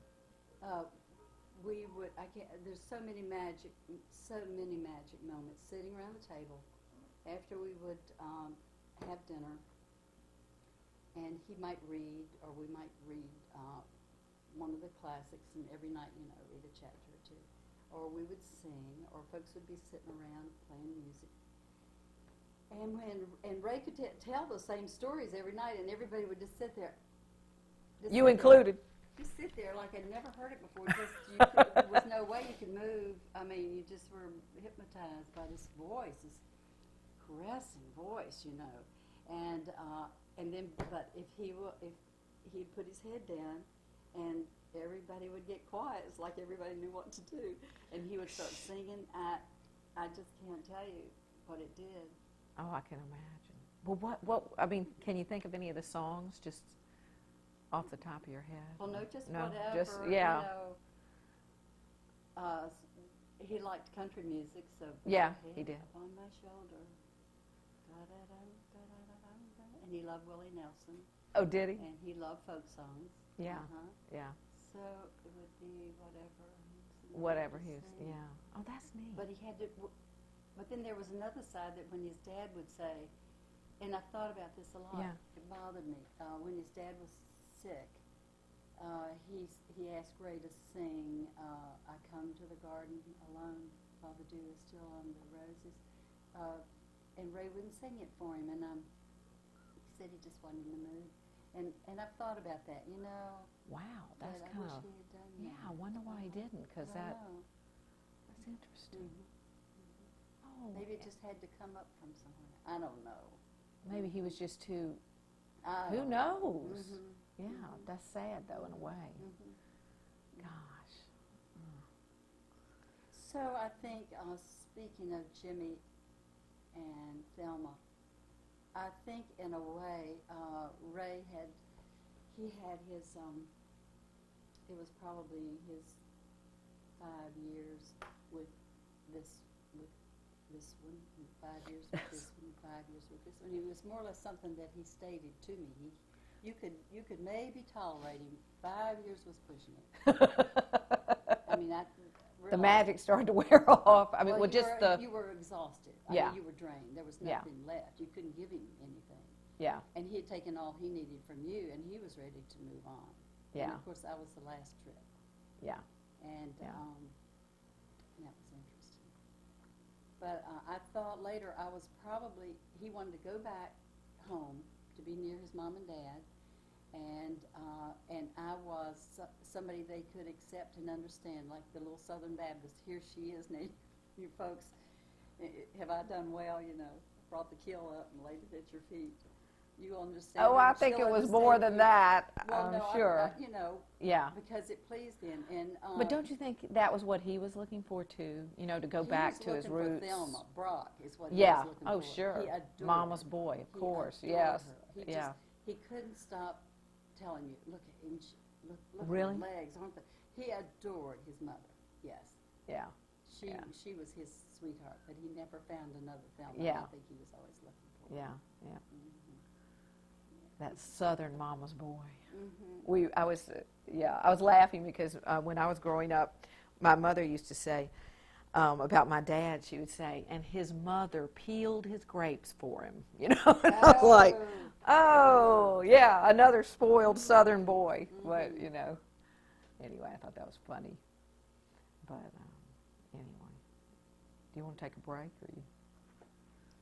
Well, yes, let's take a break. Go ahead. I had some Oh, trains, but keep now I going. lost them. No, that's No. Oh, fine. sorry. You know what? I'm just going to wander around with the camera. You guys just do what you're going to do, okay? What do you want us? I feel like I'm kind of in the way. What Set up the Holy moly! that door. You're awesome. You're great. Oh gosh, I mean, I Oh, just God. put on so many. You're going to. I like hearing them all. They're really fun. I mean, it's kind of like, you've already told me all these things, but I love hearing them again. I love talking about him. It makes me kind of shaky inside. when- Yeah. And because I mean, there's a lot. It's like when he died. Kristen and I were together, and we were lying there in bed side by side, talking until daybreak. Trying to fit this puzzle together. And I thought, here's somebody that probably never stopped loving him either, in a sense, Yeah. Oh, yeah. because it left her kind of devastated when he walked out. That's not what I was going to talk about. Now I've forgotten what it was. But yeah, Kristen Mhm. had those strong feelings too. Still. Right. Yeah. Let's take a break so I can Okay. get some just Get up and walk around. Have Water. coffee, Coke, tea. I made some tea. You want some iced tea? You want iced tea? I think I'm fine. I've been wine drinking a or bunch of beer water, or- so no, I won't have any of that yet. Bourbon? No, they'll shot. Yeah. Oh man, this is fun, isn't it? Or are you having a hard? I know. No, because I could just go on. I and know. on. I have all my little notes from you talking and telling me all this stuff. So because that was great. I brought Kristen in for some reason. Well, this is not doesn't need to be taped, but I think when they went to Massachusetts, this was to Thelma Alien country. I mean, Oh, making yeah. spaghetti to her was. I mean, she wouldn't have even considered making spaghetti. That was some strange food. But what she cooked was good because she cooked it all the time. Oh Just yeah, cut it yeah. to- But when they went to Massachusetts, I mean, the foods that they ate were not fully cooked. I mean, the green beans had just been through. I mean, and when she'd go up there, she would take country ham and pound cake and Oh yeah, all those southern. But she just never.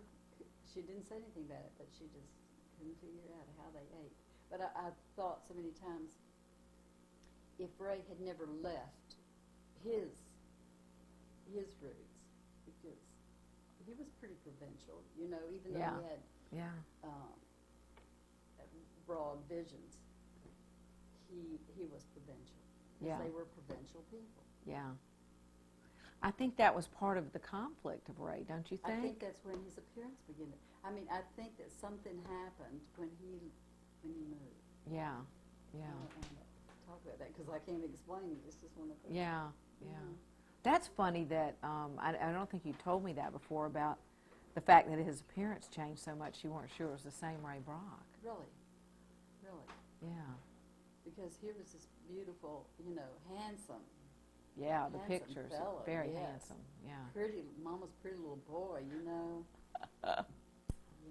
And when he got older, let's see, the first time I saw him, he had just come from the Inger. It was a ship that had been confiscated for carrying drugs. Okay. And they pulled it in down in somewhere near Newbern. I'm not really sure.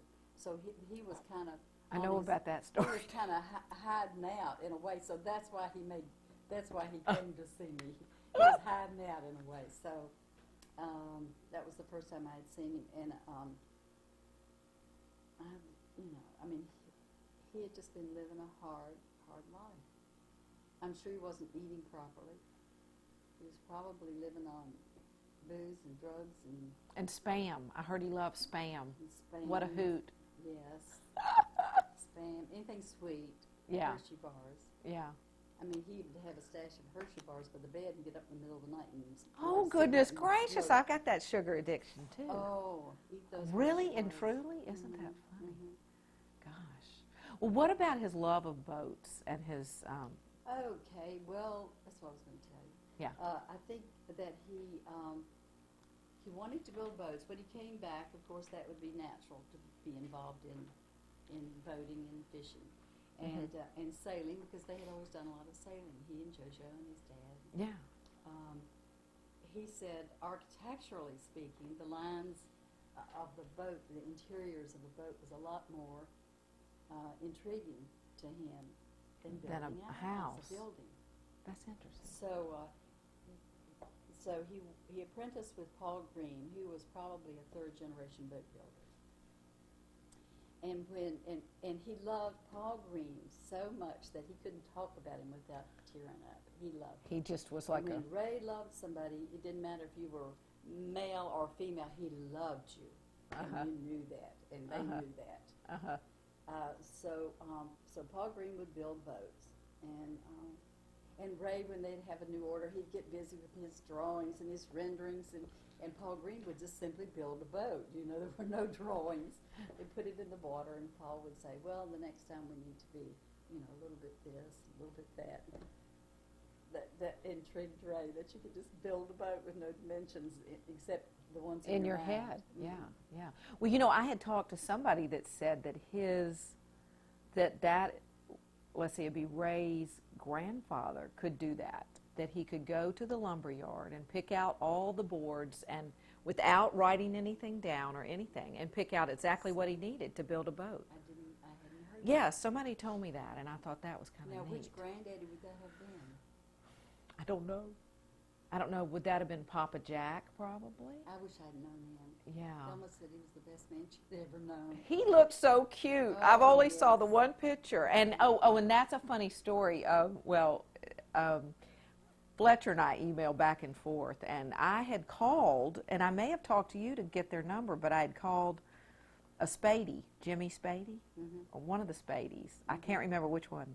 Anyway, and he had told me about, I tried, you know, as much as I could to find out a little bit more about Papa Jack and the family, that group.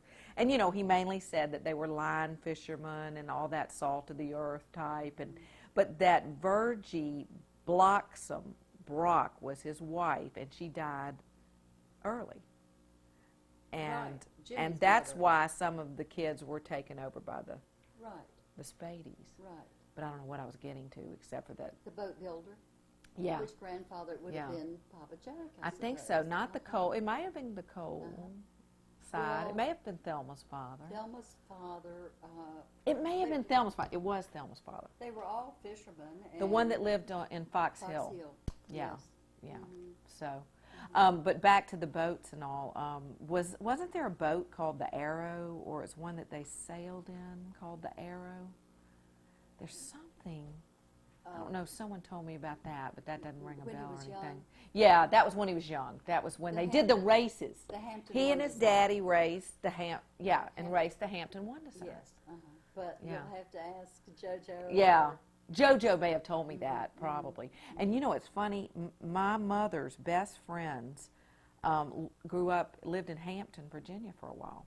And they told me they remembered the Hampton One designs and stuff. So they were right there, and they're very good friends with my mom, and they live in Savannah. Isn't that funny? Yes. So, I mean, it's Well, so small. JoJo would have pictures of the sailboat. He didn't have pictures of that. He had the picture that we Somebody looked at with does. the It might be somebody Fletcher. does. Yeah. Fletcher has a picture that he gave me that was of a boat that Ray had built when in Deltaville, when y'all were living in Deltaville. Oh, and this is funny. A good friend of Fletcher's named Earl Engelman, who knew Ray back in the Berkshires. Well, they just took this year trip, and they started in Deltaville. You know, they had built a boat, and they were taking it for a year off. But isn't that funny? They were really intrigued about Deltaville just because of Ray. Which makes me think about this 5-year span.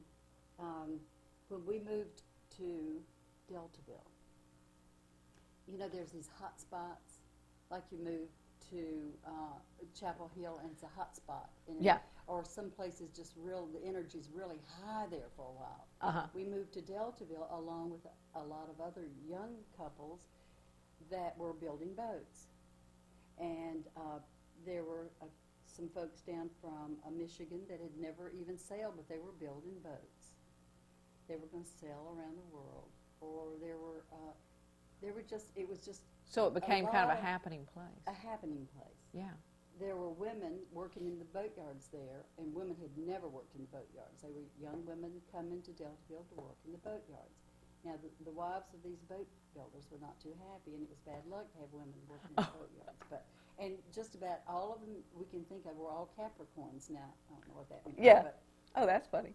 anyway, here are all these bicycles and all these alias people, all these fringe people coming in, and there was lots of empty farmhouses, lots of empty, for I don't know for what reason. Uh-huh. And everybody was just telling their friends, come, you can live in an empty house, you know, and they were coming in there.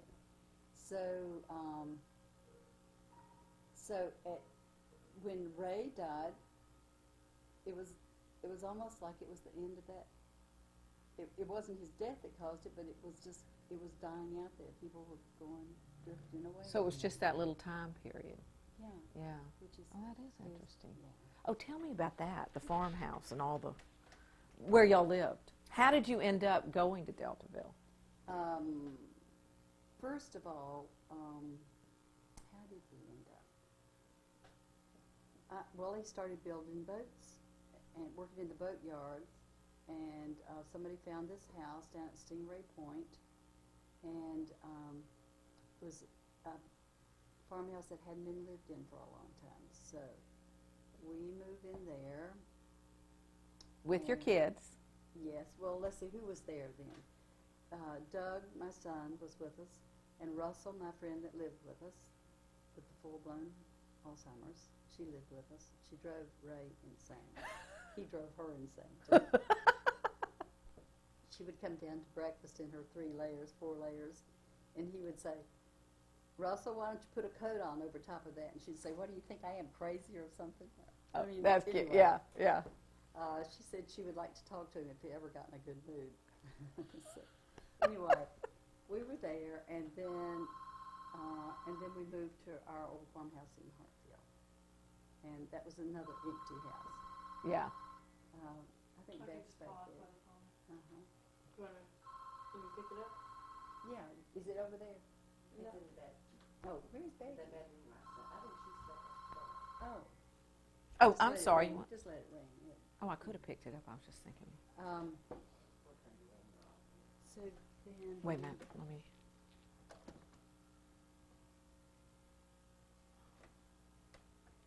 There. That's all. When we moved to the farmhouse in Hartfield, which was right down the road from Deltaville, well, there had been a little split there, and Ray had not been drinking. He went up to the Berkshires, and he was with a friend, Ellen, who started taking him to AA. And he wasn't drinking, and hadn't been drinking for a while, so consequently we got married. And everything was fine until he had that first drink. And that was unfortunate. But anyway, we decided he would go live on a boat. He was keeping this boat for a friend who had gone to California, so we just decided we'd move. And we moved to this other, Johnny Johnson, his son-in-law. Oh, yeah. He found Yeah. a farmhouse, and we all moved in without Ray. So, Oh, okay. Yeah. but it wasn't long before he was, Back. yeah, let me just come in for just a cup of coffee. Or, you know, it wasn't any time before he was there, and you wondered, how did this happen? It was interesting the way he would come in. If he came to visit you and he was going to be there for a few days, he immediately found his spot. I mean, it was usually the head of the table. He didn't say whose spot is this. It was his. He got his tablet, his ashtray, everything. That was his spot, and you knew that. Right, And right. He just created whatever he wanted to create. Yeah. So he was in Hartfield again, and he took the old barn and he started building these boats out in the barn.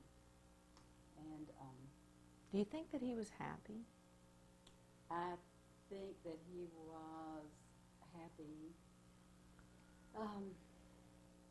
There was, yes, there were times that he was happy. Do you think that my theory about him, you know, dying with a lot of sadness about things that had happened in his life, maybe that that could be that he needed to, come back and heal some of his relationships? Or do you think that he just missed everybody so much that he wanted to? To die? No, now just, that doesn't make any sense what I asked you. Oh, I don't know. okay. Well, I'll just say this. His presence, that everyone still seems to feel that he's around, and that I feel that he came, my personal thing, and it doesn't matter if anybody else believes it, but that he came to me saying, I need these people, I need to talk to these people still, or I need, like there needed to be something more. Did he have a lot of angst? I mean, was he,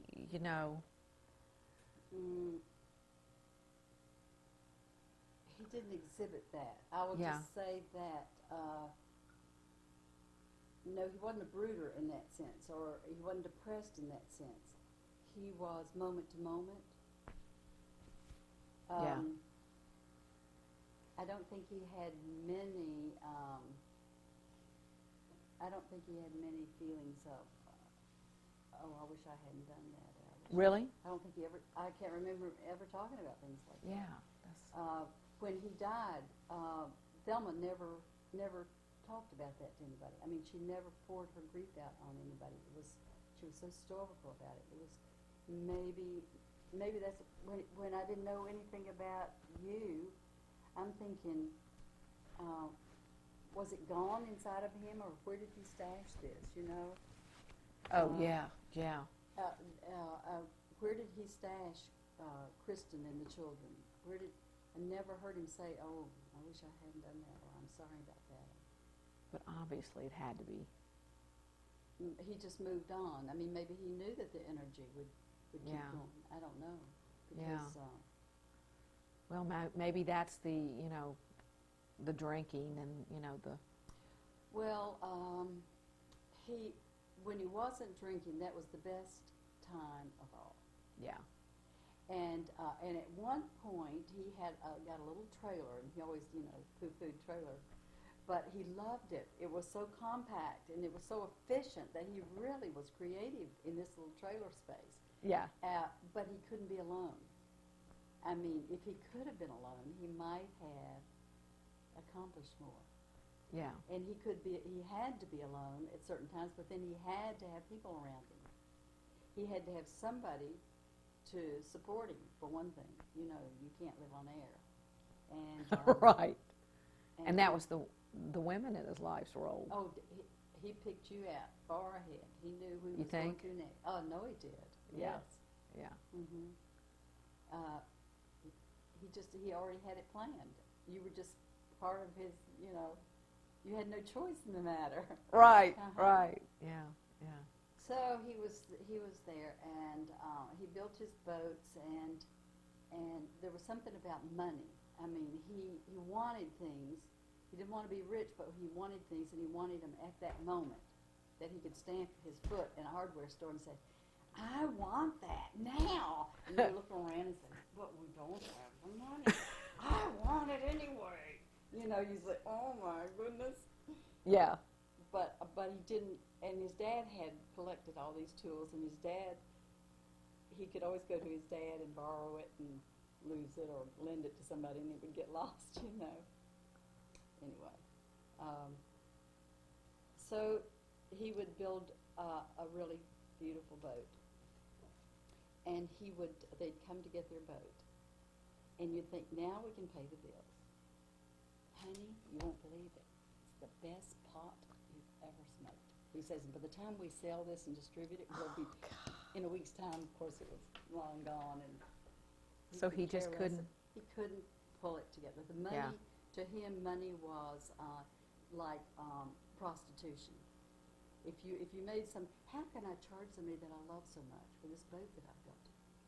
So, I mean, you didn't have, if I did this beautiful painting, I mean, how could I charge them? I love them. Just got to give it to him. There was no way that money could enter into it. It didn't fit in his pocket. I don't understand that, but Yeah.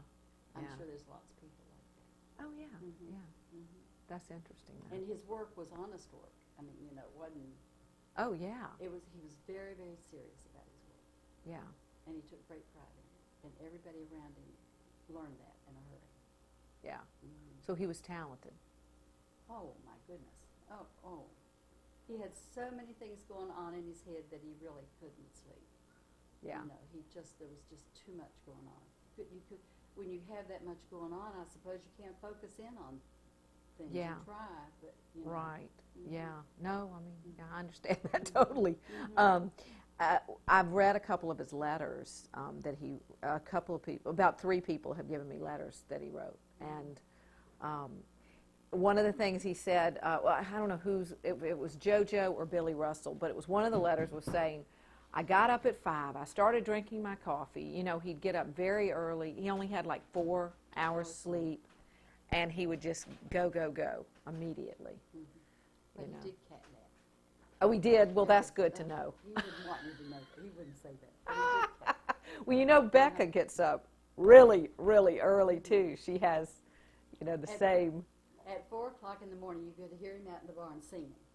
Oh, Top of really? his voice, yes, just going to town, having more fun. He had it all to himself.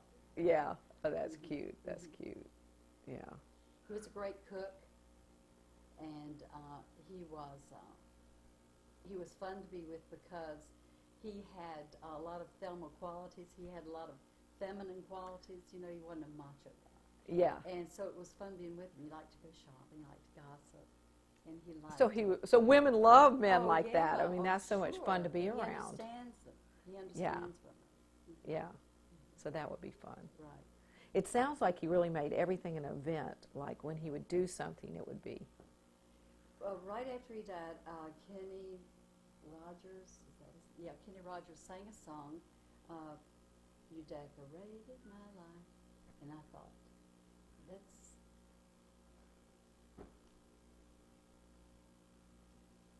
stop.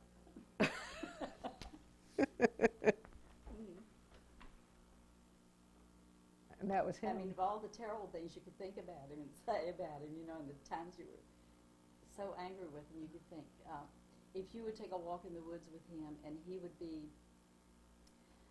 in his Pied Piper mood, be the best walk you'd ever taken in the woods. You didn't know it was so exciting to walk in the woods, you know, because he didn't miss a trick. Yeah. He didn't miss anything, and he could size somebody up in a heartbeat. Yeah. So he put the curlicues on everything. Oh, yeah. Uh-huh. Yeah. Yeah. And he would take you on his trip. I mean, he comes into your life, and he's got these big plans, and you're kind of floating along, you know, and you get excited. Wow, we're going to do what? But you've got to be part of this. So he just took you on his trip, is what he did. So it's just that heightened, you know, adrenaline rush kind of a person that pulls you in, and it's just exciting and Yes, and you just overlook some of the other things. You know, I mean, some of the downsides to being that Or become personality. living. I mean, it was so, you'd be just so happy. You'd be, thrilled about we're doing this and we're doing that, and all of a sudden, he would be in a down mood, and he'd walk out, and you'd think, what just happened here? Yeah. You know? Wait a minute. I'm still up like this. Right. Don't do this to me. Yeah. Yeah. So, and that He called probably. the shots, okay? Yeah. Mm-hmm. Yeah. And True. whether he knew that or not, I don't know. Oh, of course he did. I don't know. Really. Well, I Sometimes mean, think he may not have known it, but yeah, I mean. if he knew the repercussions. I mean. Oh. Really? You really don't think he. I don't know. I really don't know. Yeah. But I know that he could be, he could really raise hell, you know. But if Mom and Dad were going to show up, all of a sudden he had his Sunday suit on. I mean, and that would always shock you too. You think, wait a minute, do they know? I'm sure they knew that Ray there was another Ray, but they never. But he didn't show it to him. Oh no, Yeah. He didn't show it to Fletcher. Fletcher intimidated him. I don't know why, but he wanted to put on his best suit for Fletcher. Really? He wanted to always look busy and industrious. Oh gosh. He wanted to impress him. See, that all breaks my heart. I'll start crying just about the kids and how hard they had. They didn't, they have a hard time now with the things about Ray. Well, I would say that I would think, what would it be like to have Ray brought for your father? I mean, he was just bigger than life, and he could probably was very embarrassing to them in some ways, because Yeah. he didn't care how he dressed, and he really didn't care how he looked. And things he said, too. Yeah. Things he said would be. I love them so much, and it's real hard for me. I can't believe I'm crying about this. But they're all so wonderful, but they've had such a hard time. They've had a hard time, but yet they've got him to thank for a lot of the things that they have to be thankful for. Well, the one funny thing, and Fletcher poo-poos this, but I remember meeting Arlo, and he said, that the gifts that they all have, are the good things about Ray, and but. Oh, yeah, I know. But, they just have a lot of pain and stuff about it, I think. I think when you think about it, your father is like this hero to a lot of people and everything, but he neglects them a lot.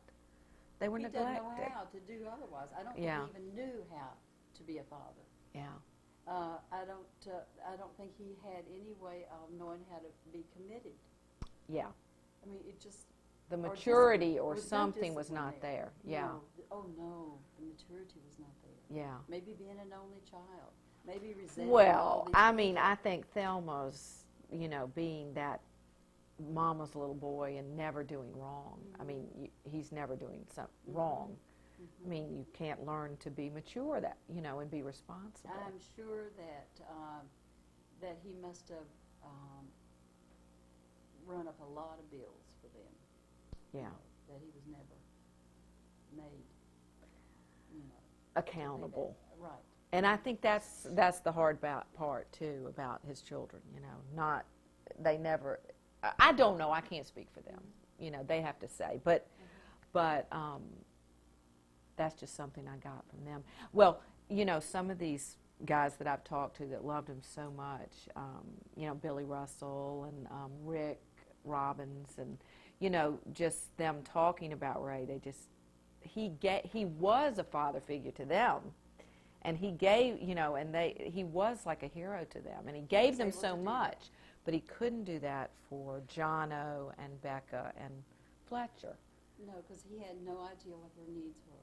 Because his needs were met when he was a little boy, I guess. I don't know. Yeah. No, who knows? I mean, But they had Kristen, who also, he would say that she was a wonderful pianist and she was a dancer. Yes. But apparently, for some reason, she stopped, doing all that. Yes. Yeah. It was, I like to play the piano, but I'll work on a piece, and I play only if it's sitting right here in front of me. And when he would come into the house, unless I was playing something classical, he would go out and you could hear him leave. And if it was something that he liked, he might sit down. But it was more, that intimidated me. So I didn't play when he was around, because I couldn't just... So you think that might have been it with Kristen? He was such an overwhelming personality that you just kind of get everything sucked out of you? And right, because when I that first kind of thing? met him, this was at the university, and I was playing the piano at one of the fraternity houses, and he came over and he says, "Why don't you play something original?" And I'm thinking, nobody's ever asked me that before. I've never even thought of playing something original. It's hard enough to play. But kind of mean. There was that meanness. It made me feel, so I really couldn't play around him. I mean, I didn't. Yeah. He had to be the center. Oh, yeah. Yeah. And then later I realized he didn't play anything original or sing anything original either, but that didn't dawn at the time. No, you were young, and Right. that's funny. Yeah, yeah. Oh gosh.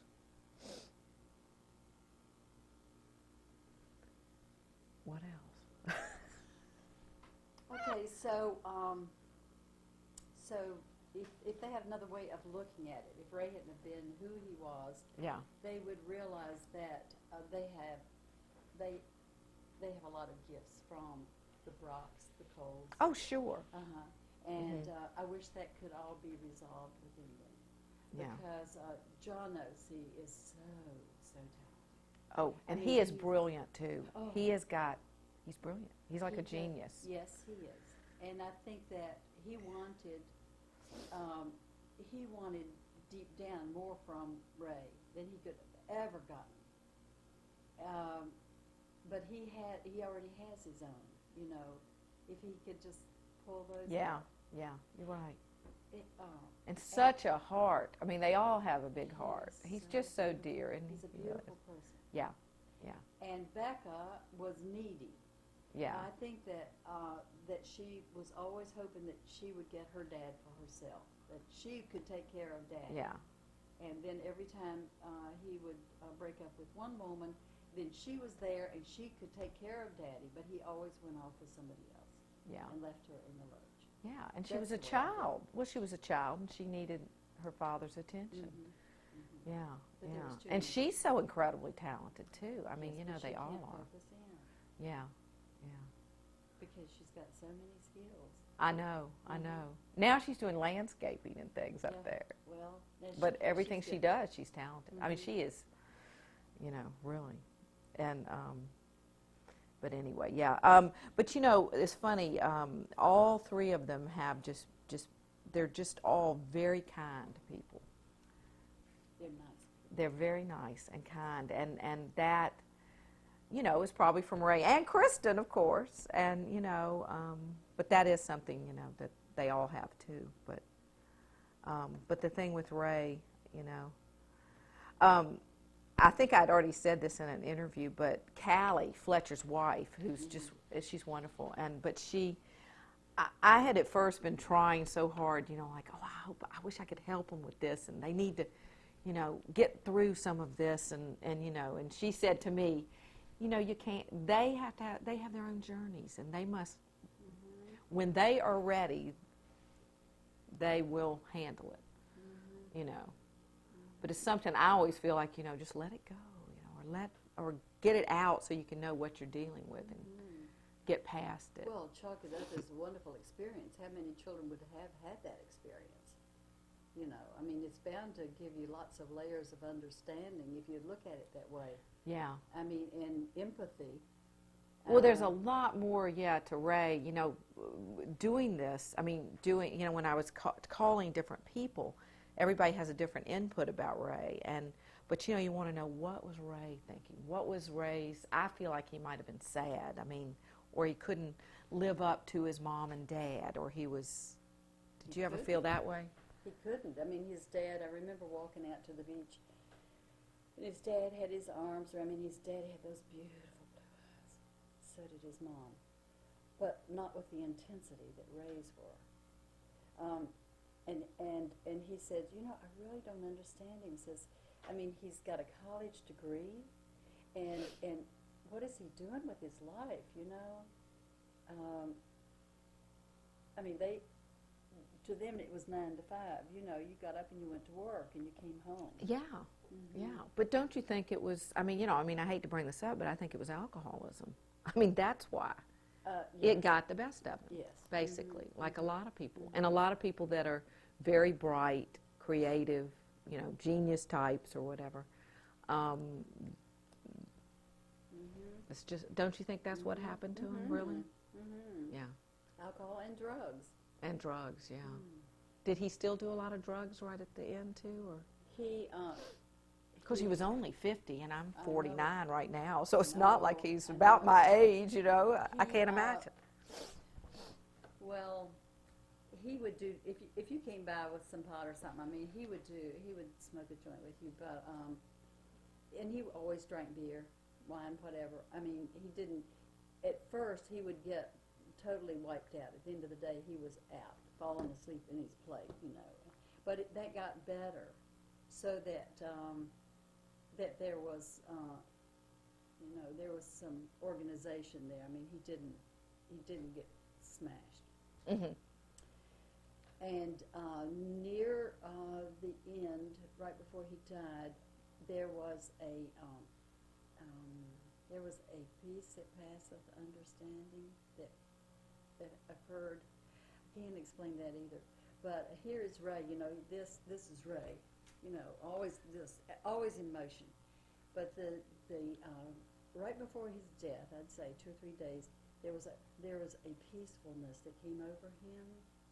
There wasn't any agitation. There was a calmness, and I've thought about this so many times.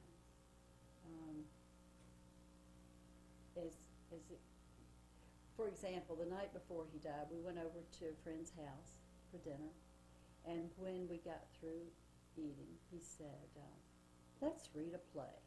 Do you have Waiting for Godot?" And she did. So we read part of it and passed it around. When we got home, he says, "Let us finish reading that," which I thought it was fun. You know, we enjoyed doing it. And then he would come in with things like, "When Doug graduates from college, I want you to make sure you kick his butt out of here, or else he won't ever leave you. You know, you've got to make him leave." I mean, things that he was thinking of that he would never talk about. Like he was trying to get it all. Yes. And there was just a calmness that came over him. Yeah. I don't think he ever stopped. I mean, I don't really remember whether he was smoking or... What about the what was the story about him rowing out to sea, and the Coast Guard came to get him? Well, he was leaving. He was on his next 5-year journey. Oh, okay. And I think he knew his life had already played out in a sense. I mean, the energy was expended, had already. But do you think that he knew then maybe that he was dying, that he wanted to die at sea or something like He that? would have loved it. Yeah. He would have loved it because his little stash was in the boat. I didn't really know that. Yeah. I think someone else had said that they thought that. That he walked across the yard and his eyes had a really funny, scared look in them, and he says, "I just came to say goodbye." And he turned around and walked away. And I found out later they had this little boat, and he was going to leave. I think he was going to go down and see JoJo or somebody. He had a plan. Yeah. And he got swamped near Hampton and had to go to his mom and dad's. Oh, okay. Okay, so, I just remember this. And he was there for about a week. And he told them then that he thought that I didn't want to live with him anymore. And he told them about his drinking, and they talked about that. And at the end of the week, they brought him home. He called to see if he could come back. And what could I say to Thelma and Jimmy, you know? So they came back over, and Thelma put her arms around me and held me close, and she says, "Don't leave him. Please, please don't leave him for our sake. Don't leave him." And Jimmy was sick then with cancer.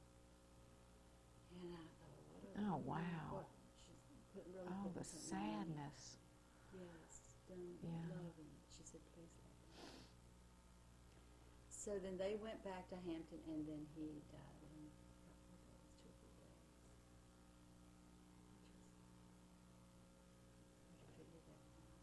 Because I thought maybe he had done himself in. Yeah, sure. But the autopsy didn't show anything like that. But I think people can, if they decide they want to die, I think a lot of times you can, Perhaps. you know? Well, in that case, I do believe that. Yeah, I do. I think he was very sad. I mean, that's just my take. I can't.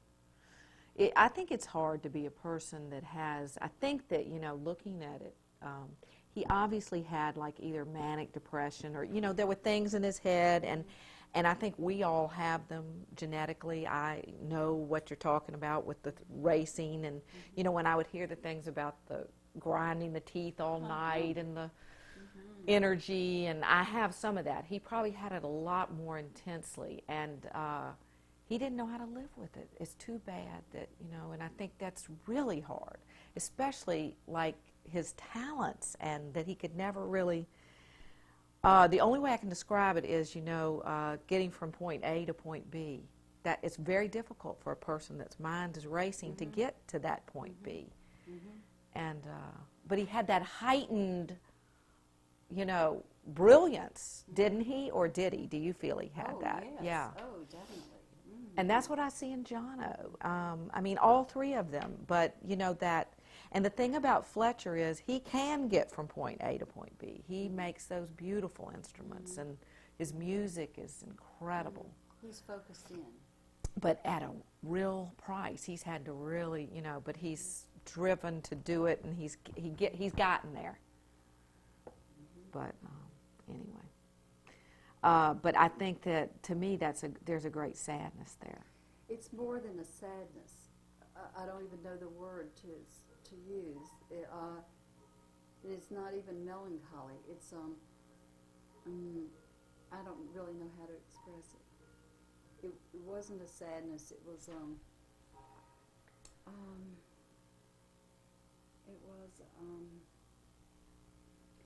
it was knowing. It was knowing that this trip is about over, and there's still a lot of things you wanted to do, but you didn't get around to doing them. Yeah, yeah.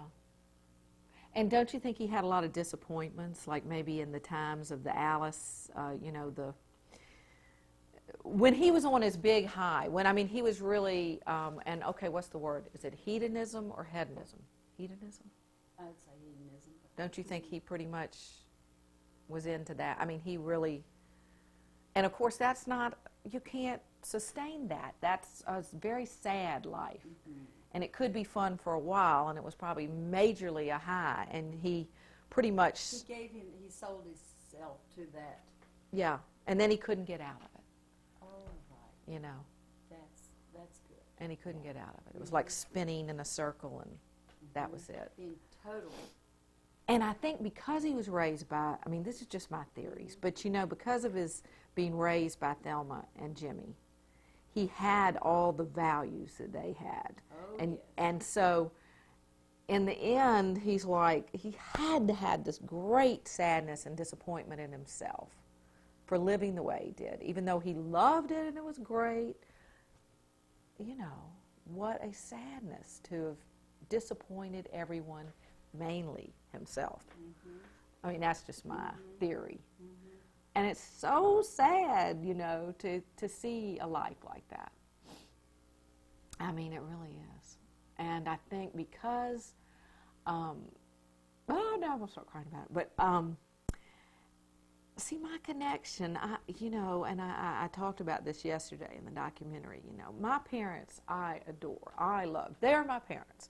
Ray, I don't think of as my father or anything else, but he is part of me. His blood is coursing through my veins, and I understand the man, and I feel, you know, a kinship to him, not in a father-daughter, just as a human being and someone that I relate to. I mean, you know, a lot of the things, you know, so anyway.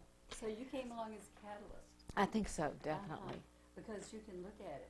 Yeah, I can look at it from afar. That was something that I had written, how I can't feel the pain he caused my siblings, and so I can see him in a more objective way.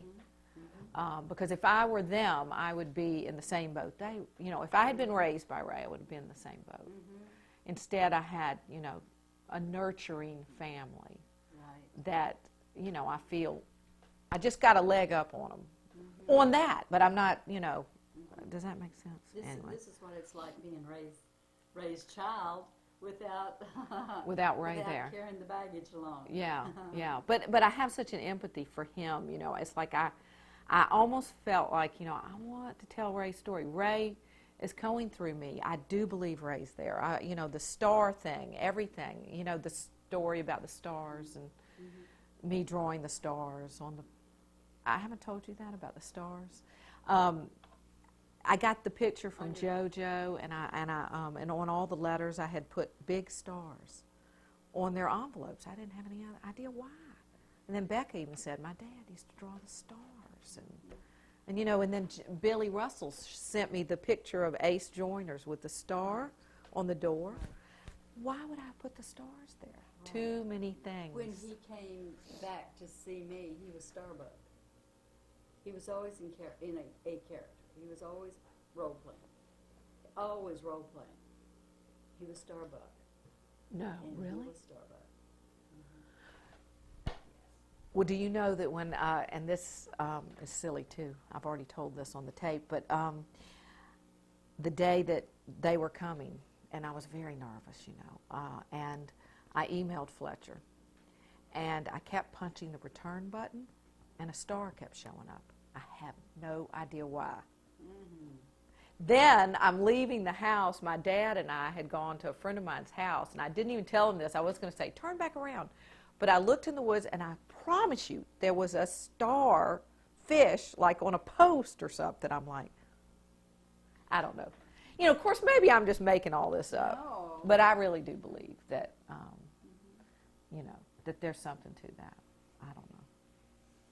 This was Ray's, the beginning of his loft in the barn. Oh, okay. And then when he finished it up, he had his cot over here, and he had his the drawing board, and he had a desk. Oh, that's great. Well, it was a big barn, actually. Yes. Yeah, the loft, 1978. That's great. Whoop. And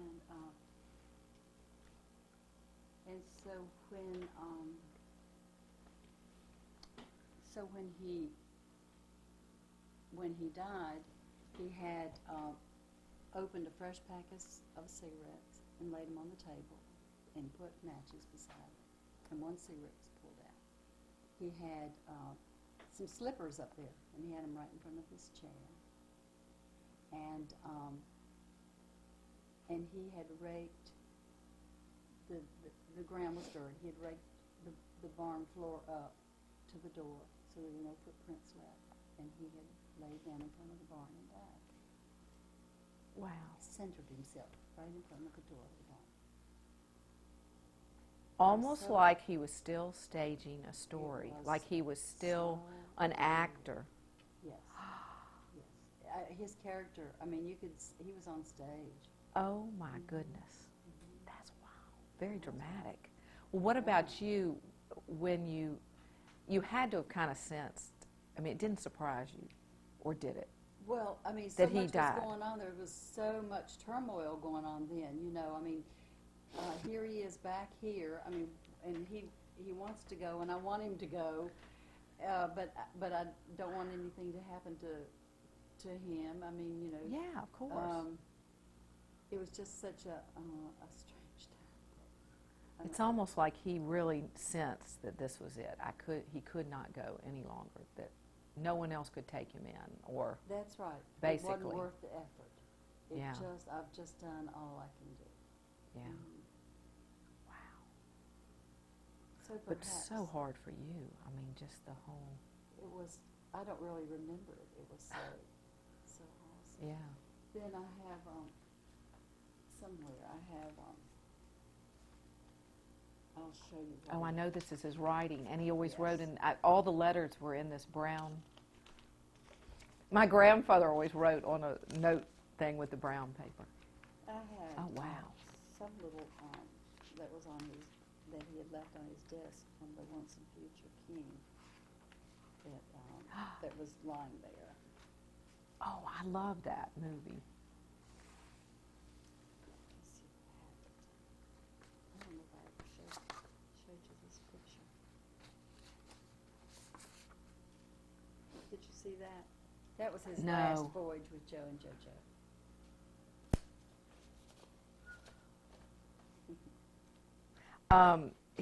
He has a picture that he sent me of Ray.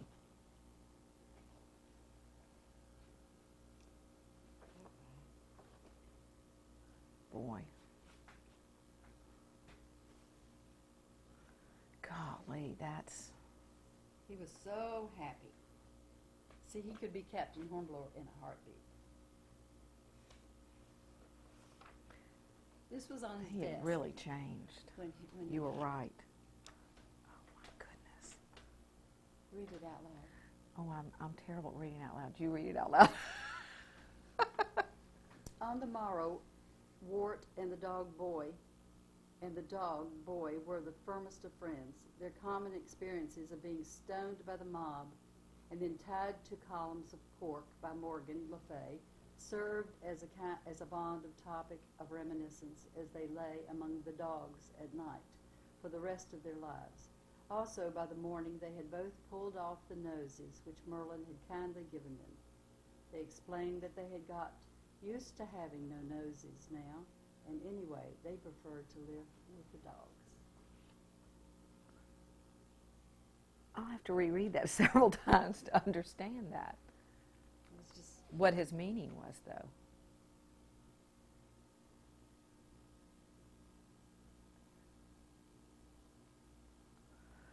Huh. To having no noses now, and anyway, they prefer to live with the dogs. it's I don't not know a what. happy note to go out I on, wouldn't is say it? so. Not at all. I mean, I think that's just the indication of how, Unhappy? yeah. Well, more than that, just totally. Wow. How would it feel to to have that kind of a But written beautifully. personality, and you know that you've Yeah. reached Yeah. that you can't do any more than you've done. Well, I think, too, his persona obviously was fooling himself. He was hiding himself to himself. He hated himself, obviously. I mean, that's just my take. I mean, I don't know. But, and because I think that's why he treated the kids the way he did, you know. He was embarrassed of who he was. Even though he was incredible, that was that facade. And there was just certain people that could accept this. They could see through this. Right. And those people he loved. Exactly. They saw the Ray that he wanted them to see. And Joel Clark loves Ray. I mean, just thought the world of I him. have a letter that JoJo wrote to Jimmy and Thelma when Ray died. Oh, I want you to read yeah, I that. want to read that. And Oh, wow. a couple more letters, right? Yeah. And then, I mean, you know, my children were at first afraid of him. I can see that because, you know, looking at him in these pictures, yeah, he had just changed totally Yeah. from his beautiful, beautiful boyhood and, you know, the way he looked. But they'll all tell you that they learned something from him. Oh, yeah, yeah, Because he was a perfectionist. yeah. And when we got together, I mean, my kids, it was just me and my kids, and he said, what can your kids do besides play games? You all just sit around and play games all the time. He said, we didn't have any tools. I mean, my son had never used a hammer. So he was highly critical. I mean, he was highly critical. He taught them. And Becky, Yeah. he said, either Becky leaves or I leave, because Becky would go in and borrow his tools and leave them laying around somewhere. That to him that destroyed him, you know. Yeah. She's got to get out of here. She's intruding on my space, and she's expanding. But see, Becky expands her space too. Yeah. And so there was Yeah. the two of them competing. For Oh, the yeah, space. yeah, Mhm. yeah, yeah. But still, I think I'm sure they all learned so much from him. Yeah. So it was one of those things. It'll be interesting to hear what they say, whether they were very intimidated by him and, you know. Well, Wink, my daughter in Wilmington, called the other night, and she said, I'm sitting here writing my thoughts about Ray, and they were so beautiful, because he had a hard time with her. She's not real huggy. Yeah. And so he'd get a hold of her, and he'd say, it's going to take me a long time with her. And finally he'd get her limbered up, and he'd say, I got her that time. She's loosened my arms, you know, and Yeah. he'd get a hug back from her. Yeah. Then she went away, and when she came back, he says, I've got to start all over again with that girl. Yeah. Yeah. So she Ah. really wrote a beautiful, beautiful little tribute. And if she can email it, then she will call and see Oh, who good. you all can- Yeah. she'll read it Allison to, told me because about it, it's sweet. so. And Doug was terrified. He really didn't want Ray being around, but he learned so much. Yeah. He Yeah. learned so much. I mean, his friends would come over and they'd go out to see something that Ray was working on, and